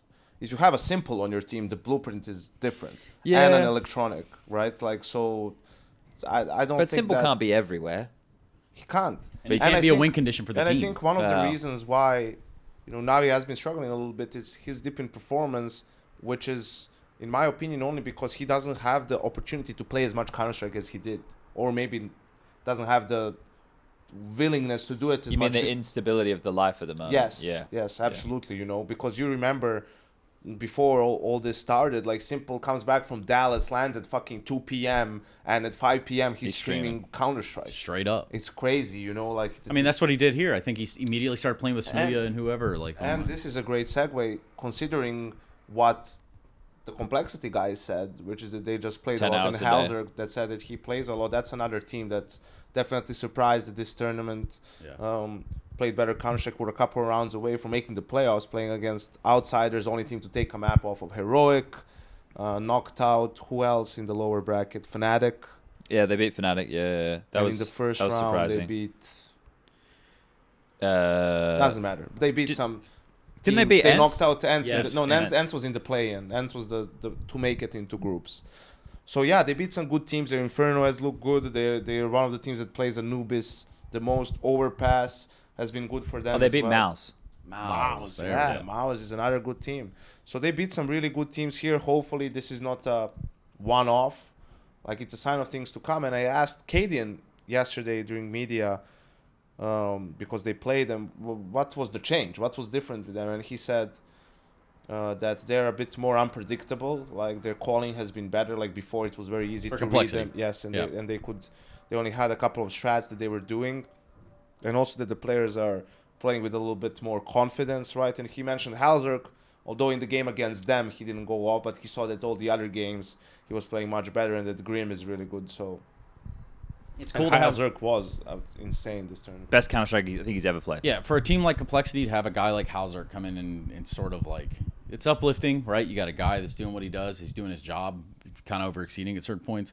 But to have some sort of persona as a team. Now, I'm not talking about like the hillbilly redneck shit. I'm talking about like actually winning in a server and making a memorable game rather than, oh, well, Complexity's playing so-and-so. That's true. They're That's just a gonna fair lose, point. you know? Because gets some also he was personality having to the team. bad games. Like he had a couple of tournaments which he was like lowest or second lowest performer on the team. But you saw, like, when they were losing to outsiders, that frustration started to come into things, right? Like, when they're hitting the desk and everything like that. Like, and that's saying that they're a young team. They'll have to learn. I saw them after, and they were just sitting. It wasn't all of them. Halzok and Grim weren't there, but it was Floppy, Fang, and JT. And I saw, and TC, I think TC was there as well, and Graham. I saw them sitting around, and, like, you know, Graham was there saying, you know, boys, you know, we beat these guys. And this was pretty fresh up to their loss. And I was like, I know what Graham is saying is right. But this is not what they want to hear right now. So I just came in and I just said, from my perspective, I said, boys, losing sucks. I know it feels like shit right now, but like you're on the right path. You did the right thing. You use this as the addiction to keep going in the direction you're going. Launch pad, man. Take off. Yeah. Like go from here and keep our heads turned towards Complexity to give a fuck about what they're doing in the server. I didn't want to come in here and say, yeah, you had some good wins or this was a close game you could have won. I just want to say you're in the right direction. Keep going. This is the beginning. Like this isn't the end. This is the beginning. And it's like there's one of those conversations that and hopefully something that these kids like they should believe in themselves. They did the work and they had the results and that's it. That's fucking it. 10 hours speaks for itself. 10 hours daily, that is. Yeah. Can you guys get out of here? I want to play some fucking deathmatch now. Yeah. I'm fucking high on this shit. You said this isn't the I'm end. kidding. I'm kidding. I was about to say it's not the end, the beginning, but maybe it is. You know? We've only done an hour and 20 minutes. We've still got about always be the day. we got about 40 minutes. Can't always be the day. All right, because we do about 2 hours here, Trace. Yeah, I'm keen. You happy? You're on the sat floor. Here. The sun's done. I can fix this. We No, can it's order good. a couple more orange juices. The phone's not plugged in, mate. We aren't ordering You shit. unplugged yours or? No, it's because the network cable's plugged in. Yeah, that's true. Huh. Yeah. But you know, that really matters. Like it's especially for teams that are struggling or teams from newer regions, new teams like IHC.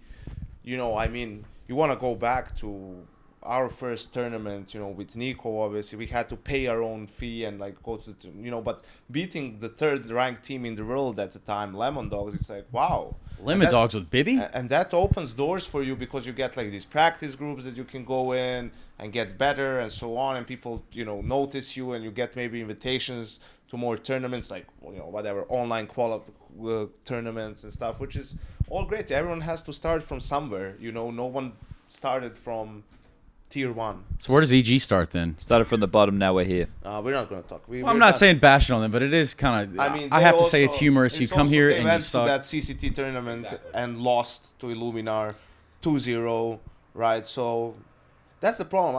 I'm not gonna. I said this before. Join my camp. We just don't talk about it. Yes, exactly, because that's what they wanted. So that's it. We're Yeah. not talking about. But for Until name they do brands, something worth talking about. We're not name talking. brands in North American Counter Strike, you put Evil Genius's Complexity up there, and if there was a 3D today, you'd put them up there too because Don't worry about it. You would have that expectation. You got Don't worry about Complexity it. and But Liquid. I think to Complexity, tie you got into two the teams. complexity sort of story, that's like what you were saying about believing and all of that stuff. G2 to cut across a couple of steps. That's why they like, obviously everyone knows now they're on a 17 map win streak or 17 maps, won consecutively, haven't lost a map in this year, still straight into the semifinal. And this is the thing, like people are, you know, obviously now all the hype is around them. G2 they're lifting the trophy, what's going on?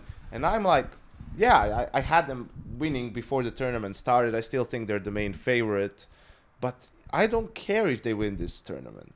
So Yanko, for G2, because they figured it out.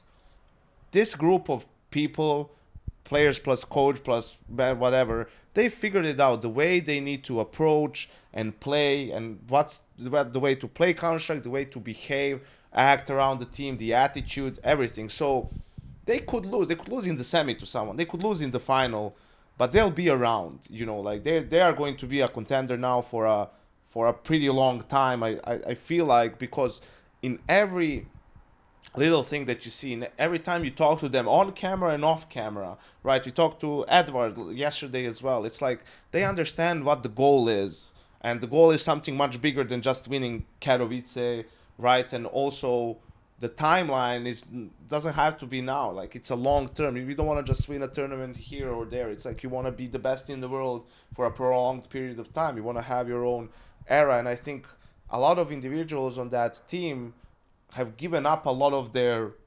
of themselves individually for the sake of the team, and you can tell that they all enjoy working with each other, playing with each other. They're having fun outside the server as well. They have a really good team dynamic. Everyone's working. Let me hard.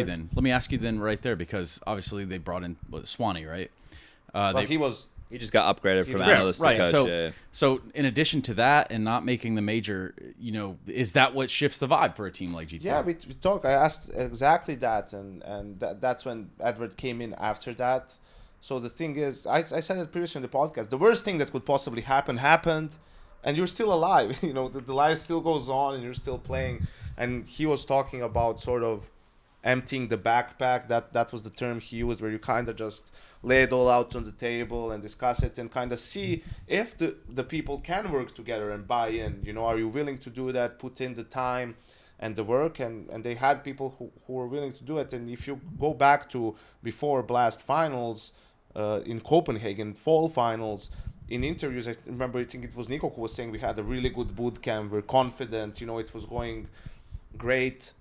So they already sort of had it figured out. I asked Kadian about it, and he said, because Heroic beat them 2-1 in that tournament, he said, yeah, they were already a better team. We beat them, but it was a tough game. You could tell they were on the up and up. And he said you could tell because they picked Nuke against us, and you were like, well, thank you for that, or whatever. And it turns out, they're actually really sick on the map. Yeah. So that is really important, and I think it might be the reason why Vitality has finally started to play better, because for them it was a bit of a longer period. You don't need to go farther than Heroic to look about everyone buying in and being on the same page, how it elevates your game. So Vitality, just yesterday I was talking to them, Majest, right? And we were talking about, because there's always this conversation about comms within the Vitality camp, what works, what's not working. And I think the misconception might be that, you've got people from different nationalities trying to do a group project together.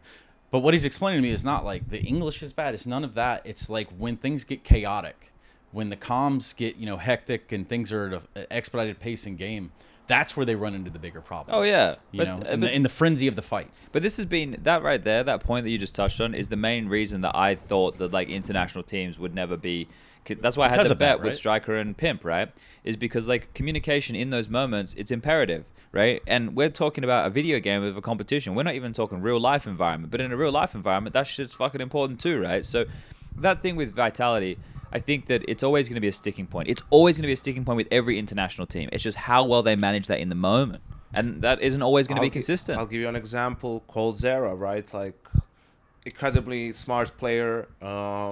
Sees the game very well, predicts things. He was calling out of our CT sides, and his English is fine. You talk to him, it's fine. He communicates in games. But the problem is this: if he quickly needs to say 3 things, right? Let's say he plays Ivy on train. That's the first. It always comes to my mind. Makes sense, this one example. So he was always getting these flash plays. But if he wants to call, hey, to say, Brocky, can you smoke main and then come here and flash for me? And Rain, I want you to go back to site, right? To take a better position for their reaction, right? And he saw something on the map where there was a nade that was being used somewhere, or he got some info from a teammate where he sees these things. The puzzle is already solved in his head. There, yeah. The puzzle is already solved in his head. Now he just needs to communicate it quickly, because if he doesn't get this flash in 2 seconds, it's too late. He's gonna lose Ivy. Rain's going to get shot in the back. Brock is going to be, attacked from 2 sides, and the side round's going to be over, right? And that's where it's maybe you stutter a little bit because you're trying to think of the way you're going to say it. And that's where the problem comes in. And Counter-Strike is all about timing. A great call can turn to a terrible call because it was 2 seconds too late to execute, right? So that's something where you see it. It's not about talking to your player and saying 2 coming B, or can I have a flash. It's about having to, because it's fucking hard to read the game. It's hard to process all that information and know what it means. You need to combine it with what you saw when you were preparing, what your coach told you. Use all these cues. It's almost like a lot of those things is you're not consciously thinking about it. It's just your brain is like reacting to things. And that leads into little things too. Like, let's imagine just one little scenario where your tone or your inflection of your voice. We're talking about little things within just communication, standard communication, either puts emphasis on the importance of this flash was thrown outside, for example, and maybe Coldzera sees a play unfolding this way. How he says it, how he delivers it, the importance of like, oh my God, I'm getting rushed outside. Those things come into factor at some point. No, for sure. I had this with like my boys back in the day. Like Justin is good at communicating, but that's obviously changed. But he would communicate in the same tone. When it's like, yo, they're fucking coming. I need a different tone from you. So like, Scott could do the same thing. Really, it'd be like a very like straightforward. Here's the information. Boom. Yeah, but that's how Swedes communicate. Swedes communicate just like flat. Imagine being on a Finnish team. Fucking hell. They're vampiric. Talking about Justin, he's the highest rated player for G2 in this tournament. 1.3 rating, third highest player after Yabi, who has 1.39. He's been lights out, and then Zybo is he was at in complexity and 1.34. he was shit though, Yanko. Isn't that the story? Well, I thought that's what we were. Is that not the narrative we're going? Isn't for, that the narrative? Yeah, like. Oh, my bad. He Sorry. just sucked. Oh, Like, Chad, if you guys could see the smirk on Chad's face right Yeah, now. it's definitely there. You can hear it if you listen closely. Just hit that back button on the. So thing, above you'll hear it. Nico, above Monesi from his own team, right? And I think if you guys are, if you're maybe playing JKS's positions or you feel like you're a similar player to him, watch the series against FaZe, Nuke especially. Like all the little things from rotations, moving around, how he stood there, then how he reacted, by staying alive in a 2v1, how he's just buying time for his teammate to come in. JKS is the type of a player who will always do, he's very aware of what the best thing is that he could do for his team to win the round. And that can be 100 different things depending on the situation. Sometimes it's holding your ground and fighting until you die. Sometimes it's pushing and being aggressive. Sometimes it's just trying to stay alive and running away and buying time for your team to come in to help, right? And he always, whatever the situation is, he always does the correct thing. He never backs down when he should fight. He never fights when he's supposed to back down, right? And he's been hitting some good shots as well. Like his clutching has been incredible. You go back to the big game and his fucking spider sense, in the second round, he aces them in the pistol as T. Then in the second round, he has a 1v1 against Tabson, where Tabson catches like a little bit of him and has great timing. I'm like, JKS, why would he ever turn? Like he just came from there, but whatever. And like half a second before Tabson has him in his sights, JKS turns and like gets the kill and wins them the all important, second round. So it's just been so satisfying to watch. And that FaZe G2 game on Nuke has just been like. It's fun to think about that outside Sit in back that and game. enjoy. Like how, like just the battle for outside in the FaZe G2 game was just like, Yeah, wow. the Nico Rain, like Just over and over. Like it was interesting every single time. You couldn't really spin it another way. So that's why FaZe, we can dive into them as well, not making the playoffs. I think that's not. Maybe some people thought that because the group was hard, but I still had them making it through. They ended up being eliminated. losing by to Liquid, right? Yeah. Yes, but the problem is the new game against G2, they were supposed to win that again.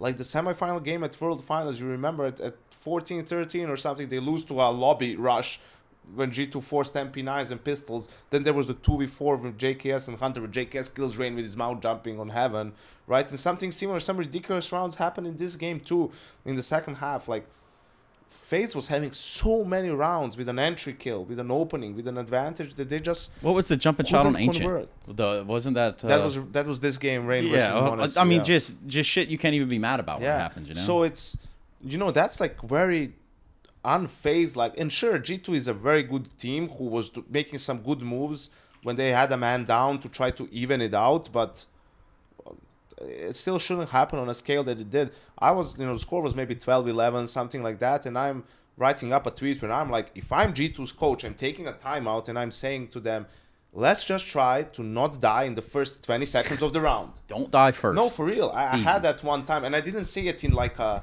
demeaning way of the players, like, oh, you idiots, like, stop dying. I was just like, guys, can we just, see what they're going to do, like not go for any aggressive plays and try to prolong the round, because it's not hard to play T-side on any map when you're up 5v4 and 5v3 every other round, you know. But they still managed to sort of stabilize and win the game. Honestly, 4K with the off was like massive in that one round, the flick and so on. So yeah, for FaZe that was a bit weird. And then again on the second map, still some rounds they lose the 2v5 in the second round after winning pistol, you know, to Nico and JKS. They lost a 4v2 post plan to Ney on their T side, so a bit strange for FaZe, you know. I'm looking at some nerdy stats with FaZe. Well, just overall, right? Like, so opponents flashed, right? And I'm just looking on the CT side here. Because FaZe are a team who have really good individuals. So they, you know, we look at them to multi-kill, right? And traditionally they tend to do that a bit more on their own. But we know that Counter-Strike's a team game. So average time per round, opponents were blinded by flashbangs by this player, right? On the CT side, Cadian has the highest at 2.7 seconds, right? Wait, that means he's killed. No. His flashes. So okay, he's the best at flashing. Okay. You're keeping them flashed Well, longer. for the longest time, right? Like Yeah. the highest success rate is actually Brolin, but I'm looking at like the time that people were flashed for, like how, like, and that for me is like an effective flash. Yeah, it's like an efficiency rating Yeah. almost. The worst is Rops with 0.22 seconds. Like that seems crazy to me, right? Like a team like to have and that, like, you could probably look at a lot of these different stats here, and I'd probably need to spend some time. For as long as Rops is alive and around. How often is Rops flashing for anyone? Yeah, well, that too, I guess. You know, you need to look at the positions of players. Oh, like Fallen was always number one in those categories. But like if you're like a ramp player, for example, right, you're not going to be doing a lot of flash work, right? But it depends, I guess. If I don't know, there's different sites that we could talk about where it'd be a little bit more efficient. Well, but it just seems weird to see anybody from FaZe at the bottom of any categories. You're right, considering what the lineup is tenured to be, what it's been sold to and us then as. the Liquid game too, right? I think Liquid did a good job in the veto, picking Overpass, maybe surprised them a little bit because... And then they ended up getting Mirage as the third. Yeah. Because the last two series, FaZe beat Liquid, but Liquid won Mirage both times, which was the map Liquid picked. And FaZe had did a pretty easy work of them at like Inferno and Ancient, and other time it was Inferno and something else. I can't really remember. But yeah, Liquid played better. They won on Overpass. But the same thing was, the reason why they were able to win 9 rounds on T-side Overpass was because they won an eco round, like when it was 5-3 for FaZe. You know, and then it was 5-4. It's a reset round, and FaZe has a 5v3 on B side. Kerrigan gets 2 kills. And Liquid sort of finds 1v1s somehow and win that round. No, it was 6-4. And then after that, Liquid wins all the rounds at the end of the half to win 9-6. And the FaZe's CT side on Mirage as well, it's sometimes there's a little bit of overpeaking in a sense of there were no clean rounds won. So once finally Liquid managed to win a round, they broke them, you know, and then you don't have... I don't remember how many times Brocky had money for an op even and things like that. So it was a weird CT side for them to play because they were out of money. You go back to the T side, FaZe is coming back. They're up 13-11, I feel like, on T, on Mirage. And Liquid forces. You usually don't want to force when a team has 13 rounds, because if you lose, then they have 14, then you have to have by... You basically... If you lose that round, you're sort of conceding overtime. But, of course, in today's Counter-Strike, even if you buy and lose the round, you maybe save 2-3 guns, so it's not as big of a deal. But they had a scout, a couple of M4s, a FAMAS, and, you know, like, it wasn't great. And FaZe gets into the A site. It's like a smoke execute. I think they're 4v4. They traded. And, you know, Kerrigan is going towards bench. And Nitro goes through the top con smoke to stairs, and it looks like on stream, it looks like he maybe sees him, like that he maybe should have seen Nitro, but he doesn't. Nitro kills him from stairs and then peeks. It was the opposite default plan from Brocky, and he kills Brocky too, and the bomb doesn't get planted. And Liquid wins that round, and that sort of shatters them, saves their ass. Yeah. And you go back to the start of that map, Ykinder wins a 1v3 in the first pistol on T side, and then Nav wins a 1v1 again with 2 HP.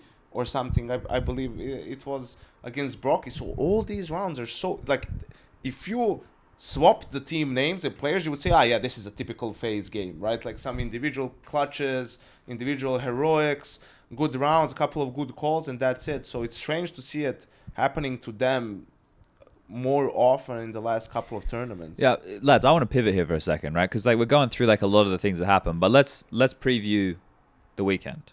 All right. Because we've spoken a bit about all the teams here, right? So just quickly, so everybody can at home can be up to date in case they haven't been keeping up to date. The bracket has shaped up like this: opening match of tomorrow will be Navi versus Outsiders, and the winner of that game will take on Heroic. And the second match of tomorrow, starting at 7 p.m., Liquid versus Vitality. The winner of that will play G2. So let's start with Navi Outsiders. I was actually looking at the video a little bit earlier today, right? So Navi are going to ban Vertigo, which is really good for Outsiders because Outsiders Vertigo has looked fucking dog tier. They lost 12-3 and 14-1 on the CT sides of Vertigo Outsiders. They're very fortunate that Navi don't play that map. Then I'm having a look here. Obviously, we're going to get Outsiders banning Nuke. So we're left with the 5 map pool of Mirage, Inferno, Overpass, Ancient, and Anubis.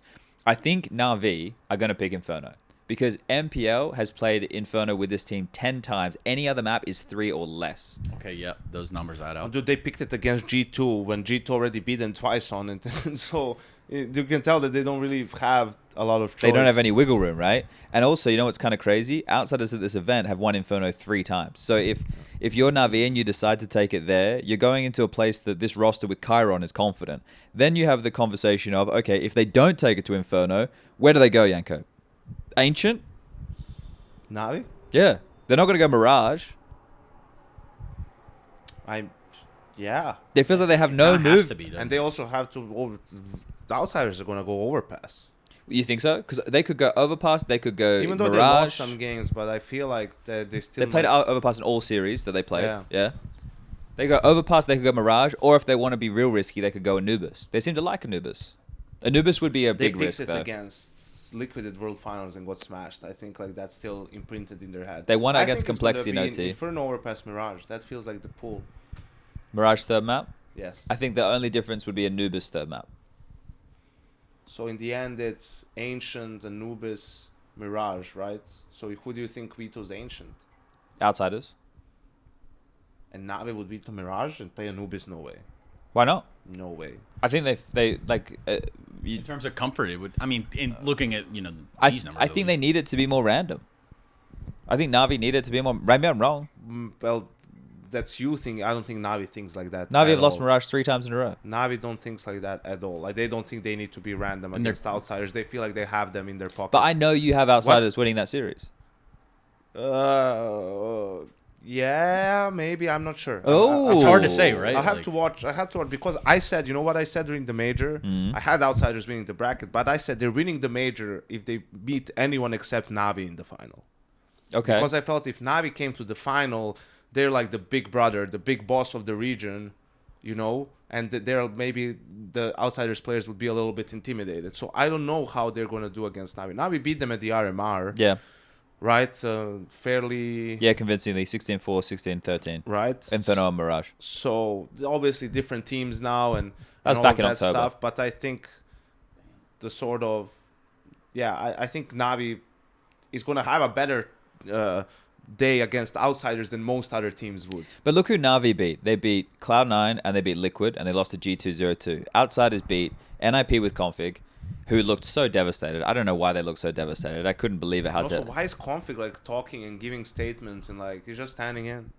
No, he's here for a while. I think he's signed. I think he's like semi-permanent. For NIP, yeah. It's semi-permanent. Like for the foreseeable future. I mean, let's say it's even the full season, first part probably of the is. year. It's still like it's not up to you to give speeches. I feel. I mean, I don't know. I don't know. Maybe someone has to. I guess if everyone else is quiet. Yeah. But I think you guys might be... Don't toast. For the Navi side, just haven't talked to Simple. He said his parents are coming here. Yeah. And what I'm thinking is... He's going to go beast mode? Kick this shit into another gear. I hope so. He's going to pull a Magix. Yeah, he's going to kick something. Somebody's getting kicked. Maybe not from the team, but perhaps in the server. And I hope that does make a difference for Sasha, at least. I hope that he can come out with that and say, like, yeah, I need this. I want this. Because that's the Sasha that's very dangerous in the server. Yeah, and that's the thing. Like, he is the greatest of all time. He's best player by HLTV 3 years, right? Right after if he decides to go beast mode, that's what we're looking for, right? Because I think that he always can. And that's the thing. That's why we have this conversation. We never rule this guy out, and for good reason. But he cannot. I mean, you cannot have a team game where one player is the win condition, and that's the unfortunate reality. I think that maybe Navi's dealing with at this point. Yeah, Electronic had some better moments. He showed up really well here. He did have some better moments, but I don't know. This one here is very difficult for me. I think like the Electronic is actually Electronic is the second highest rated player for Navi. Simple as that. But Simple's 1.17, Electronic's 1.16. Yeah. So I don't know. I think in a stage environment, even though Outsiders, previous major champions, everything like that, I don't know. I favor Navi. I think it's a very close. If I was gonna pick Outsiders, I would put it at like 60-40, 55-35, that sort of the odds. And that's also because of the pool. Like, Inferno, Overpass, Mirage, that's their bread and butter. Yeah. Really, so... I don't know. Actually, I said I favor Navi. I'm just going to go 50-50. I know it's like on the fence, but I think about it. I think MPL is going to have a harder time on the stage than Chiron. Who is higher rated than Fame in this tournament so far? Chiron has been pretty sharp. A little bit of... has to use his nades a little bit better, but I mean, I think once I do my prep and look at, because I think the map pool is pretty clear for that game, and go into Inferno and see how they sort of square up, that I'll maybe be more confident in making a solid prediction. Let's put it this way though, right? Because on the other side, it's Liquid versus Vitality, which is the ESL Pro League Season 16 final, where Vitality won in 5 maps, right? We could talk until the cows come home. Now Anubis is in the map pool. Liquid could pick that if they really want to, right? There's a lot of different things that could happen in this matchup. Liquid have played Anubis the most, I think, out of any top tier team. I'm pretty sure. Like, it'd be them and Complexity. Sounds okay. Complexity a lot. Them and Complexity, yeah. But those two have played an awful lot, right? Like, that matchup there, that's another game that, in my mind, is another 50-50 matchup, because it's a big stage game, and it's a game where, like, a lot of Liquid players are very comfortable in that. And then you have Zywoo on the other side, where you got Magisk and Dupree also comfortable in big stage matches. So, another 50-50. But the question is, do we think that on either side of this bracket, that no matter who wins those quarterfinals respectively, do we think that those teams would then go on to beat G2 or Heroic? Not the G2 we see right now. I hate to say it, but, well, I mean, I kind of like it too, because G2 gets memed on hard enough. It's about time the table's flipped, but... I think Nico's been in the grand final of Katowice 3 times. 2017, 2018, 2022. Yes. Yeah. Like, imagine if he makes another grand final and doesn't win. 2018 versus Fnatic? Yeah, that's where they lost in the 5-map affair. Yep, 5 maps, Train, Flusha, all that. Yeah. Yeah, I think both teams could beat Heroic on that side of the bracket. Okay, Outsiders or Navi. Yes, Heroic is playing really well. Because of the matchup style? Yes. Okay. Because Navi has beaten Heroic time and time again. Even Cadian yesterday said, it's been a tough matchup for them. And yes, Heroic is playing better than both teams at the moment. And Outsiders, obviously, the major thing, right? But I think they would like to play Outsiders to get revenge for that. And I think Navi would have a better chance against Heroic than Outsiders. But on the other side of the bracket, yeah, I think it's going to be hard. The thing is, though, for G2, we saw that their Ancient looked good against FaZe, sort of. But, what's with the Vertigo, kind of? How good? So you think that'd be a weakness against Liquid or Vitality, as a Vertigo pick could be possible? Well, the last map they lost was against Vitality on Vertigo, and that was in overtime, and that was last year. So I know that also teams put more work in on the maps, that they're not the strongest for them, so I'm sure they have some new things. And it's just the way they are playing with the much confidence they have. It's going to be tough to beat them on any map. But if a team could get in a series against them somehow, Ancient and Vertigo. Well, Vitality doesn't play Ancient. Yeah, so they couldn't. Liquid or Anubis. Liquid could get... So Liquid pool-wise, if they took risks... Well, they'd lose Overpass, because G2 would ban Overpass. So both, like... They lose there would be no Overpass, no new. But, Liquid could pick Vertigo... Or Anubis. Or Ancient. Well, they probably wouldn't pick Ancient. I know that Nitro likes Ancient. So, yeah, the point being, maybe those teams have a way in due to the pool. But as Trey said, with the way they've been playing... It's hard to see it. Right, and also but there's what is 2 days off, there's also another thing to consider there, too. The very realistic thing that, maybe Navi had struggled against them just, the other day. But with 2 days, you think maybe something changes, right? It can't be that landslidey. That's for the final, though, if they get there. Yeah. I don't know. It's also, it's already scripted. There comes a bit of a fear factor now when it comes to Joe Rogan? Joe Rogan's here. Shit, really? What is that? That's like his name. He was the host of the television show Fear Factor. I swear, like you wouldn't even recognize him almost if you saw him on there too. Okay, so it's like, you're kind of expecting them to be really good when you come into the game against them, and that sometimes it's hard to play against a opponent that you respect too much or are just so dominant, right? Yeah, no, I agree. I don't know. It's hard to call. Like, I still think that out of all the names we have here, even though Navi and Outsiders looked a little bit shaky, Vitality got blown out of the water by Heroic, Liquid scraped their way through it, but took down FaZe. If you don't mind. Yeah, I can bring it up. It's hard for me to call. Like, everyone's on the G2 hopium, right? Like, everyone's like thinking that they're going to take this because of the form. I think G2 Heroic would be a great grand final to determine, like, at the moment, who the best team in the world is. Yes. This is the best litmus test we're going to have for this part of the year. Oh, for sure. For sure. Until the major. Yeah.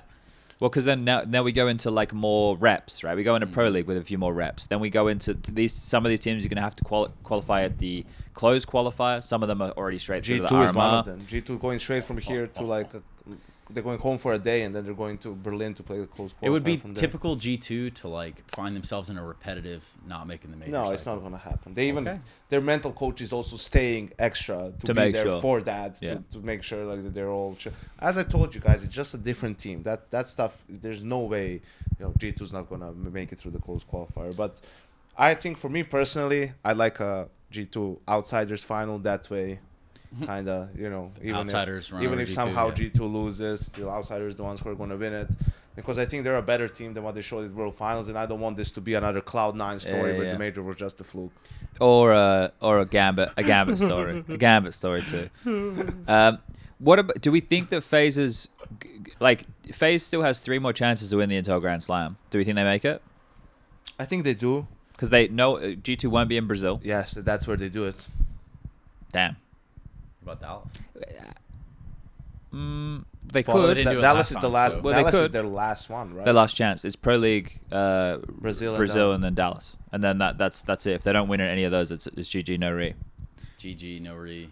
Yeah. You think that roster changes if that happens? I don't know. I think like Carrigan's tweet was so ominous that he made after. It's like, I hope I get to play. I hope this isn't the last time I play in No, Katowice. he said that live on air. Yeah, but Like, why? I mean, he's like, in my point in my career, I hope I can, maybe make it back to this, once again and do. I don't know if I'll make it to the stage again. I understood it. But he was playing some good Counter-Strike at points. Like, it wasn't...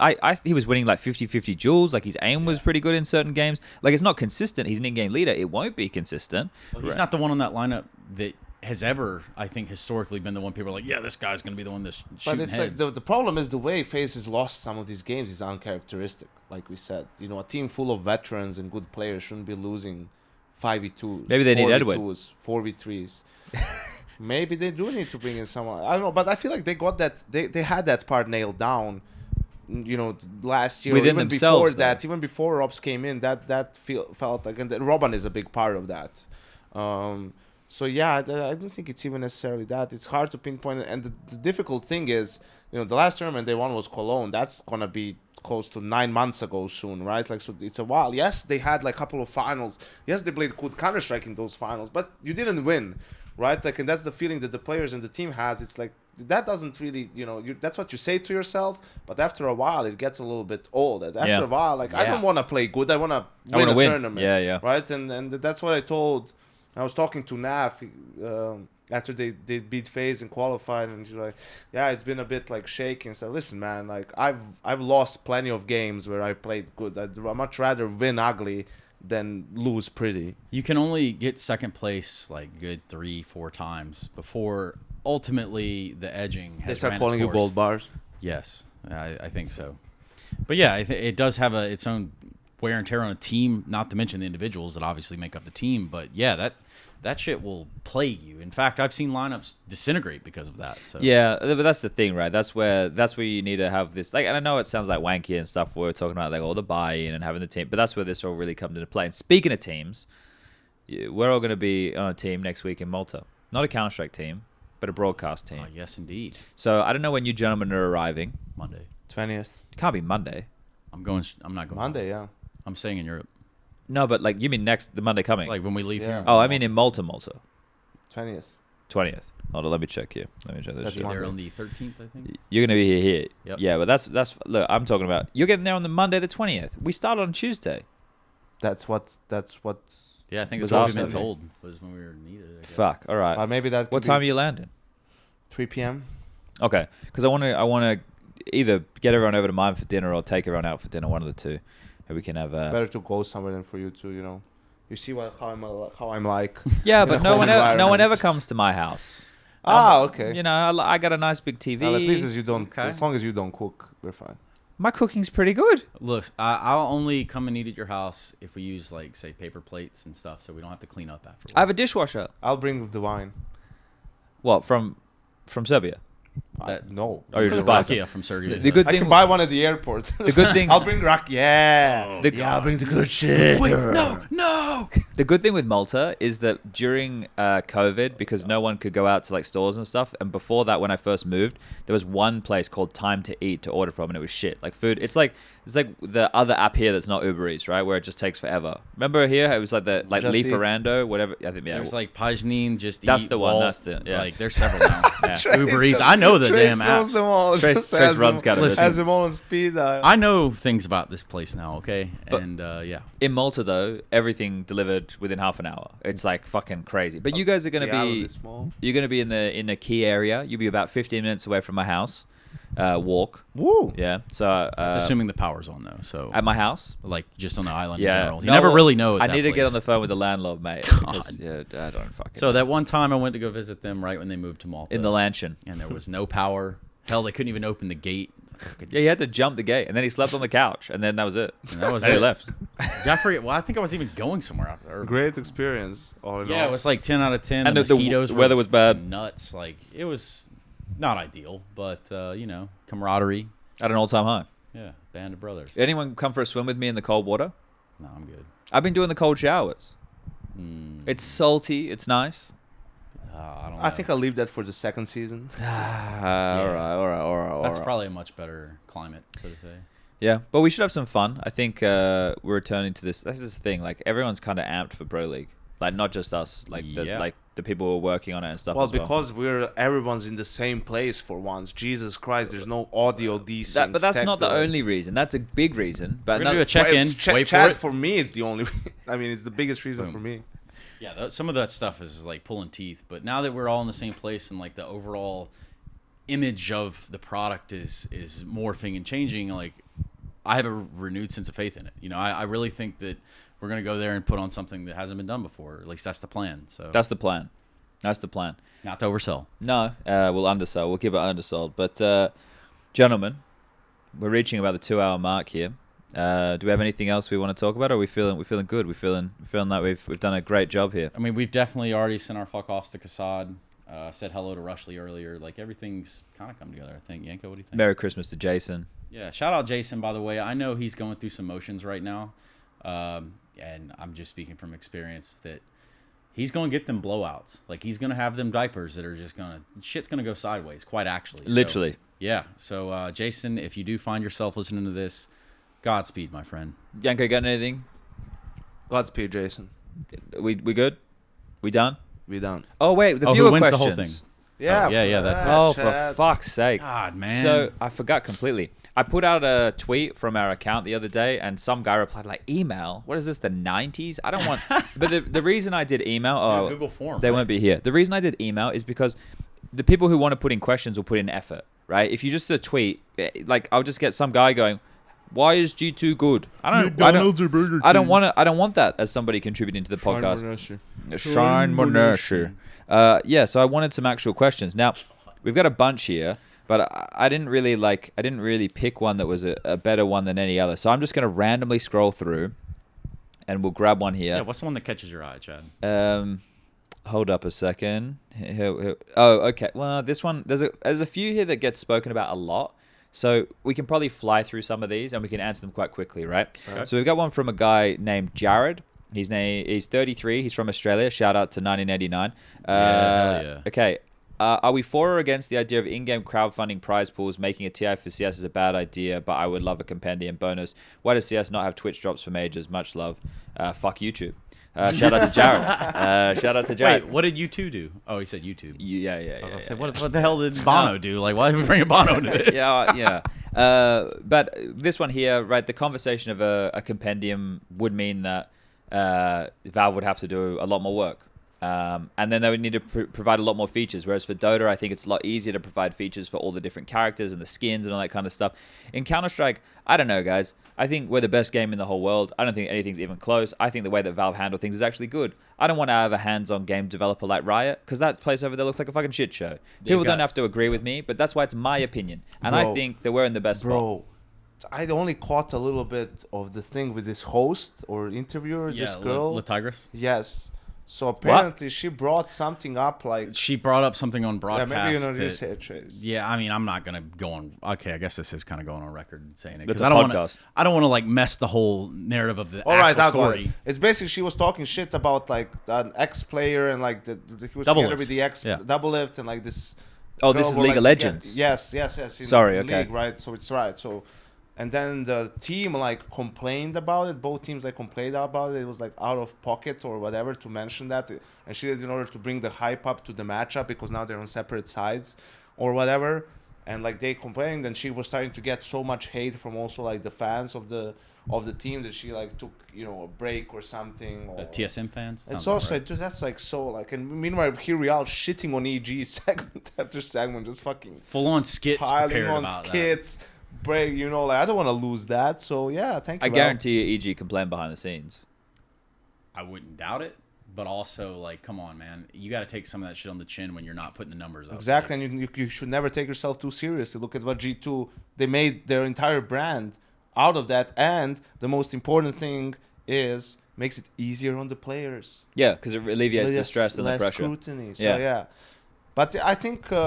Back to Jared's question. All of that is too much, but I think for sure, what Valve could do is just put in the tools in place. If the TO wants to do all the work, that they have a way to just add that into the game for them, and Valve still gets a good cut. But what would we put in a Counter-Strike compendium? Well, that's up to ESL, for example, right? Like, let's say there's IEM Cologne. A music kit. And let's just say a music kit. Team patches on the shoulders. Some skins, perhaps, like... for some skins, maybe that also allows you to watch the game through GoTV. I would really like that. Right? I would pay like up to $15 actually, let's go a bit more real world here. I'd pay $9.99 a month. Perfect. To be able to watch all events in GoTV. Right, and I'm sure there's a lot of people, and there's a good amount of people who would do that, and you're not going to put a paywall behind the content, but if there's people who'd pay extra for some extra things, why not give them the opportunity? It's like everyone wins. Those people get what they want. ESL gets a little bit more money and a chance to promote some things, and Valve gets some extra money themselves, which I don't know if they really need. But no, Valve don't need it. But it's like, so I think that would be a way. It's like, if we're talking about Dota, it's not TI. That's on a scale that's unimaginable, those compendiums and stuff. I think it does worse. But the tournament passes or battle passes or how they were called, where you get a little bit of everything, I think that actually, I hope that's something that Valve might be working on right now, guys. But Jared, from my end, I'm thinking it is somewhat a bittersweet thing that, yes, the games are made by the same developer. I'm talking about Dota and Counter-Strike, and then the approach to them being different. And the shortfalls are on both sides. You go through and list whichever ones they might be. A compendium or a sort of like unified thing like that would be cool. It would be cool, yet nonetheless. But would it benefit the scene? Yeah, maybe they're just saving it for Christmas in 2080 or whatever year it is. Yeah, well, yeah, like as I said, best game. Just keep doing what you're doing, Valve. You're doing a great job. Look, we could do so many other things in the game, not just stickers. Like, aesthetically towards teams and gearing towards the competitive side. Hell, the butt stocks on the rifles could have, team embroidery on it or some shit like that. There's just several different methods you could go about it. It doesn't have to be stickers and, player signatures and shit. Look, there are a lot more questions here. I don't think we get into them now. I think maybe, Yanko, what we can do is when we get home, right, and we're online. Give us a good one, Chad. But just see if are there any that are like pertinent to the tournament in terms of who's, not some like this question. We could answer it in the next episode, right? Yeah, I don't know. But there are some, but we already spoke about it. Some people asking about like Ents and Cloud9 and Furia. We already spoke about those. Here's one that we could talk about now. Hey, YNk and SPUNJ. Yo to the guest. Yo to who the guest is. Maybe hey, Bardolph. That would be spicy as fuck, considering you know what. Also, miss you, Moses. Well, let's pause And it right there. Noah Richardson goes on to say, maybe Alex Richardson's brother goes on to say, what was the worst event you have attended / nightmarish situations you have personally experienced whilst working? Well, most recently, my travel home from Brazil just sucked. Oh yeah, tell everybody that story. I was pretty much. I don't know how it works out. You missed Jason's wedding. Because I really did. I had a flight planned for Jason's wedding. Like there was this whole turnaround time. It all made sense. Everything lined up. I had a hotel booked, but I get to the airport and somehow like 2 airlines haven't communicated with each other that are partner airlines. Either way, I'm getting told I don't have a ticket. I spend like an additional, I don't know, it was at least a day plus another 20 of just travel, being told at another gate to go to America that I don't have a ticket, and then I spend the night in the airport. It had to have been like a 35-hour travel day, and that is just not something I like. You had 4 stops or some shit. Yeah, dude, these guys were trying to send me to fucking Peru. Did you go to Peru? No, hell no, I didn't go to Peru. I thought you had to go. I thought you went to Peru. Dude, that's what they were trying to tell me. I thought you went Rio, Sao Paulo, and then you were supposed to go from Sao Paulo to Atlanta and Atlanta home. Right. But that's the ticket that you didn't get the second time around because you had a flight from Rio to... They told me I didn't have a ticket as the gate to Atlanta was open. I threw my bag. I threw my shit. I started yelling. I was that guy in the airport. I was so fucking pissed. That's what you get after you sprint across the whole airport to be told, oh, no, you're not going home. And that little smirk on their face. I'm across this fucking place. So I thought it was going to be Rio, Sao Paulo. Then you have to... Then there you had to sleep the night. Yeah. And then it's like Sao Paulo to Peru, and then he's coming to us. Peru, back Miami, later. Miami, Atlanta. Yeah, Like, at what point Peru does this? to Miami, then Miami to Atlanta, and then Atlanta to his airport? Like I'm like, that's insane. It felt like purgatory, Chad. Next question. Though I don't know, I don't have anything to add to that list. I'm just gonna say I have never told this story in its entirety, but one time I went to an event where I didn't have a visa, so I was there on a transit visa. Yes. So I stayed there for the amount of time of the transit visa. Then I went to a nearby country to reset. 144 hours? How many hours? 144. Yeah. And then I went to another country to reset the transit visa, and I was so scared the whole time. I was playing Mission Impossible music in my headset while walking through the airport, just trying to think that I legit was. You did actually. I legit 100%. Because just to try and give me some fucking gusto to make this play, I got to the airport. I got my bag because I took all my shit with me in case I got kicked out and had to go home. I got Kinda have to, yeah, so it sucks. I got my shit. I picked it up off the carousel, turned around, checked back in, went back, sat for 2 hours, flew back, and reset my transit visa, and everything was fine.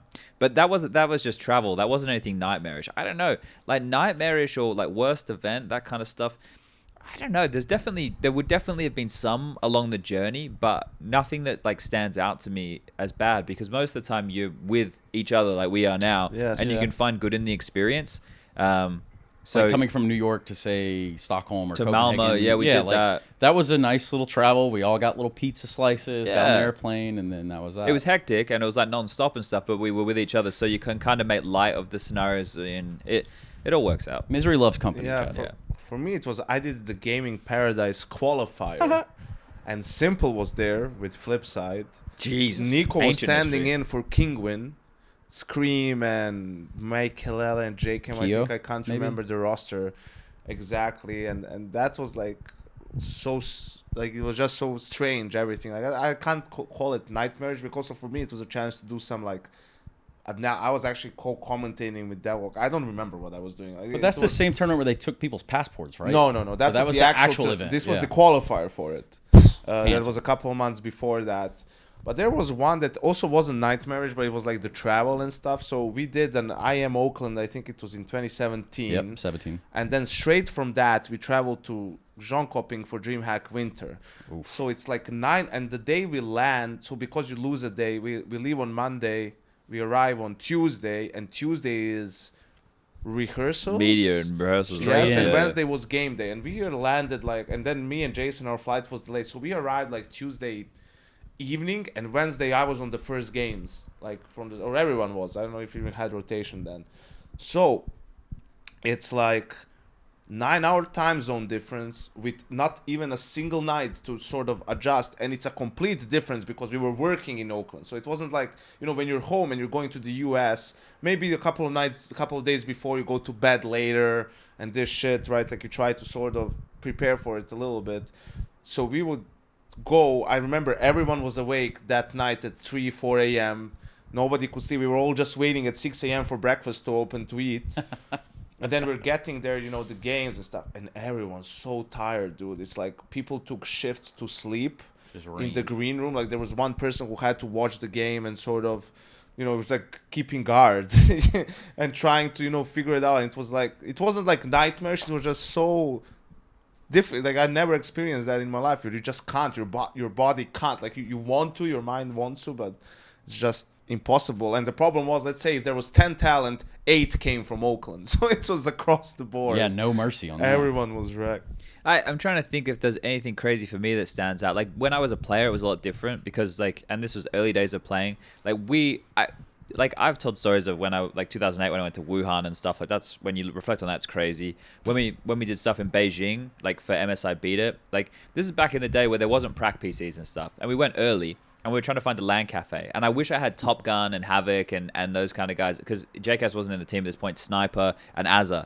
Man, we found a local LAN cafe in, like, it's not even main Beijing. It's like a little outskirt Beijing. Like, you know how Haidan? But even further out. Even further out. We went past a place where they had, like, stolen a theme park design and made their fucking own, bro. And I'm in a taxi on my own from the air. It's fucking scary as shit. Top Gun, Havoc, and Azza were all in a taxi together, and the taxi driver pulled over behind another car on the road, and they thought they were all going to get fucking mugged and lose their life, and Azad's like, boys, hold my wallet, because Azad's a big boy, right? Top Gun's a big boy. Yeah. And like, anyway, this event, and we're wandering around. We eventually find a LAN cafe, and there's a guy who we assume had like killed a cop because he's wearing a fucking cop uniform, but he's not a cop, and he's giving like Azad the logo of the patch and shit. They're all smoking inside, so we're all getting like 2nd degree fucking lung cancer. Almighty, dude, some of the shit we did back in and it was fun again because we were together. It was fun. We had a good time. Dude, wasn't it Dallas where you guys got stuck on an airplane on the tarmac for 4 hours? That alone would make me. I'm out. Oh, that was the Pro League where groups were in Burbank and then we were flying over. But I was in Dallas the whole time. That's right. You were interviewing. That was also but the tech was a little questionable. So you didn't work at all. I was just, dude. I mean, I'm new to the whole thing, and I'm just stood there like. I guess I'll just sit in my room. I don't know what else to do. But I do say I had a bad one in China too, because the problem is a lot of times it's going to be China because not many people speak English, so it's very hard. So for me, I was there for what for the tournament WESG, right? I was there in 2016. In China, WESG. It's some village in China, 5 million people. Just a small one, just a small village. Yeah, and the problem was also we were like put in a Chinese 5-star hotel, which is not the same as like a proper hotel. If you're in Shanghai, it is. Otherwise, it gets, and the Kempinski was nice. Again, the English was not great, so it's like just the nightmare scenario of not being able to get any food, not being able to like communicate with people. Also, like the jet lag hit me hard. I was still like new to it, so I probably mismanaged it. Then the tournament was all over the place because they have 4 or 5 games, you know, you're not sure what you're doing and all of that stuff. That was like pretty not great, but we ended it up because NATO and Vendetta were doing that. So on the way back we stayed an extra day and we booked a suite at the Ritz in Shanghai because that was my first time. That was my first time in China. Isn't that where we made our friend? What's his name? Frank at the Ritz-Carlton in Shanghai. Man sold us a €30 beer. And we came... drank the fuck out of it. They, from the barrel, from and we came back like a year later or whatever, and he was there again. Yeah. Man, we got to go back to the Ritz-Carlton in Shanghai.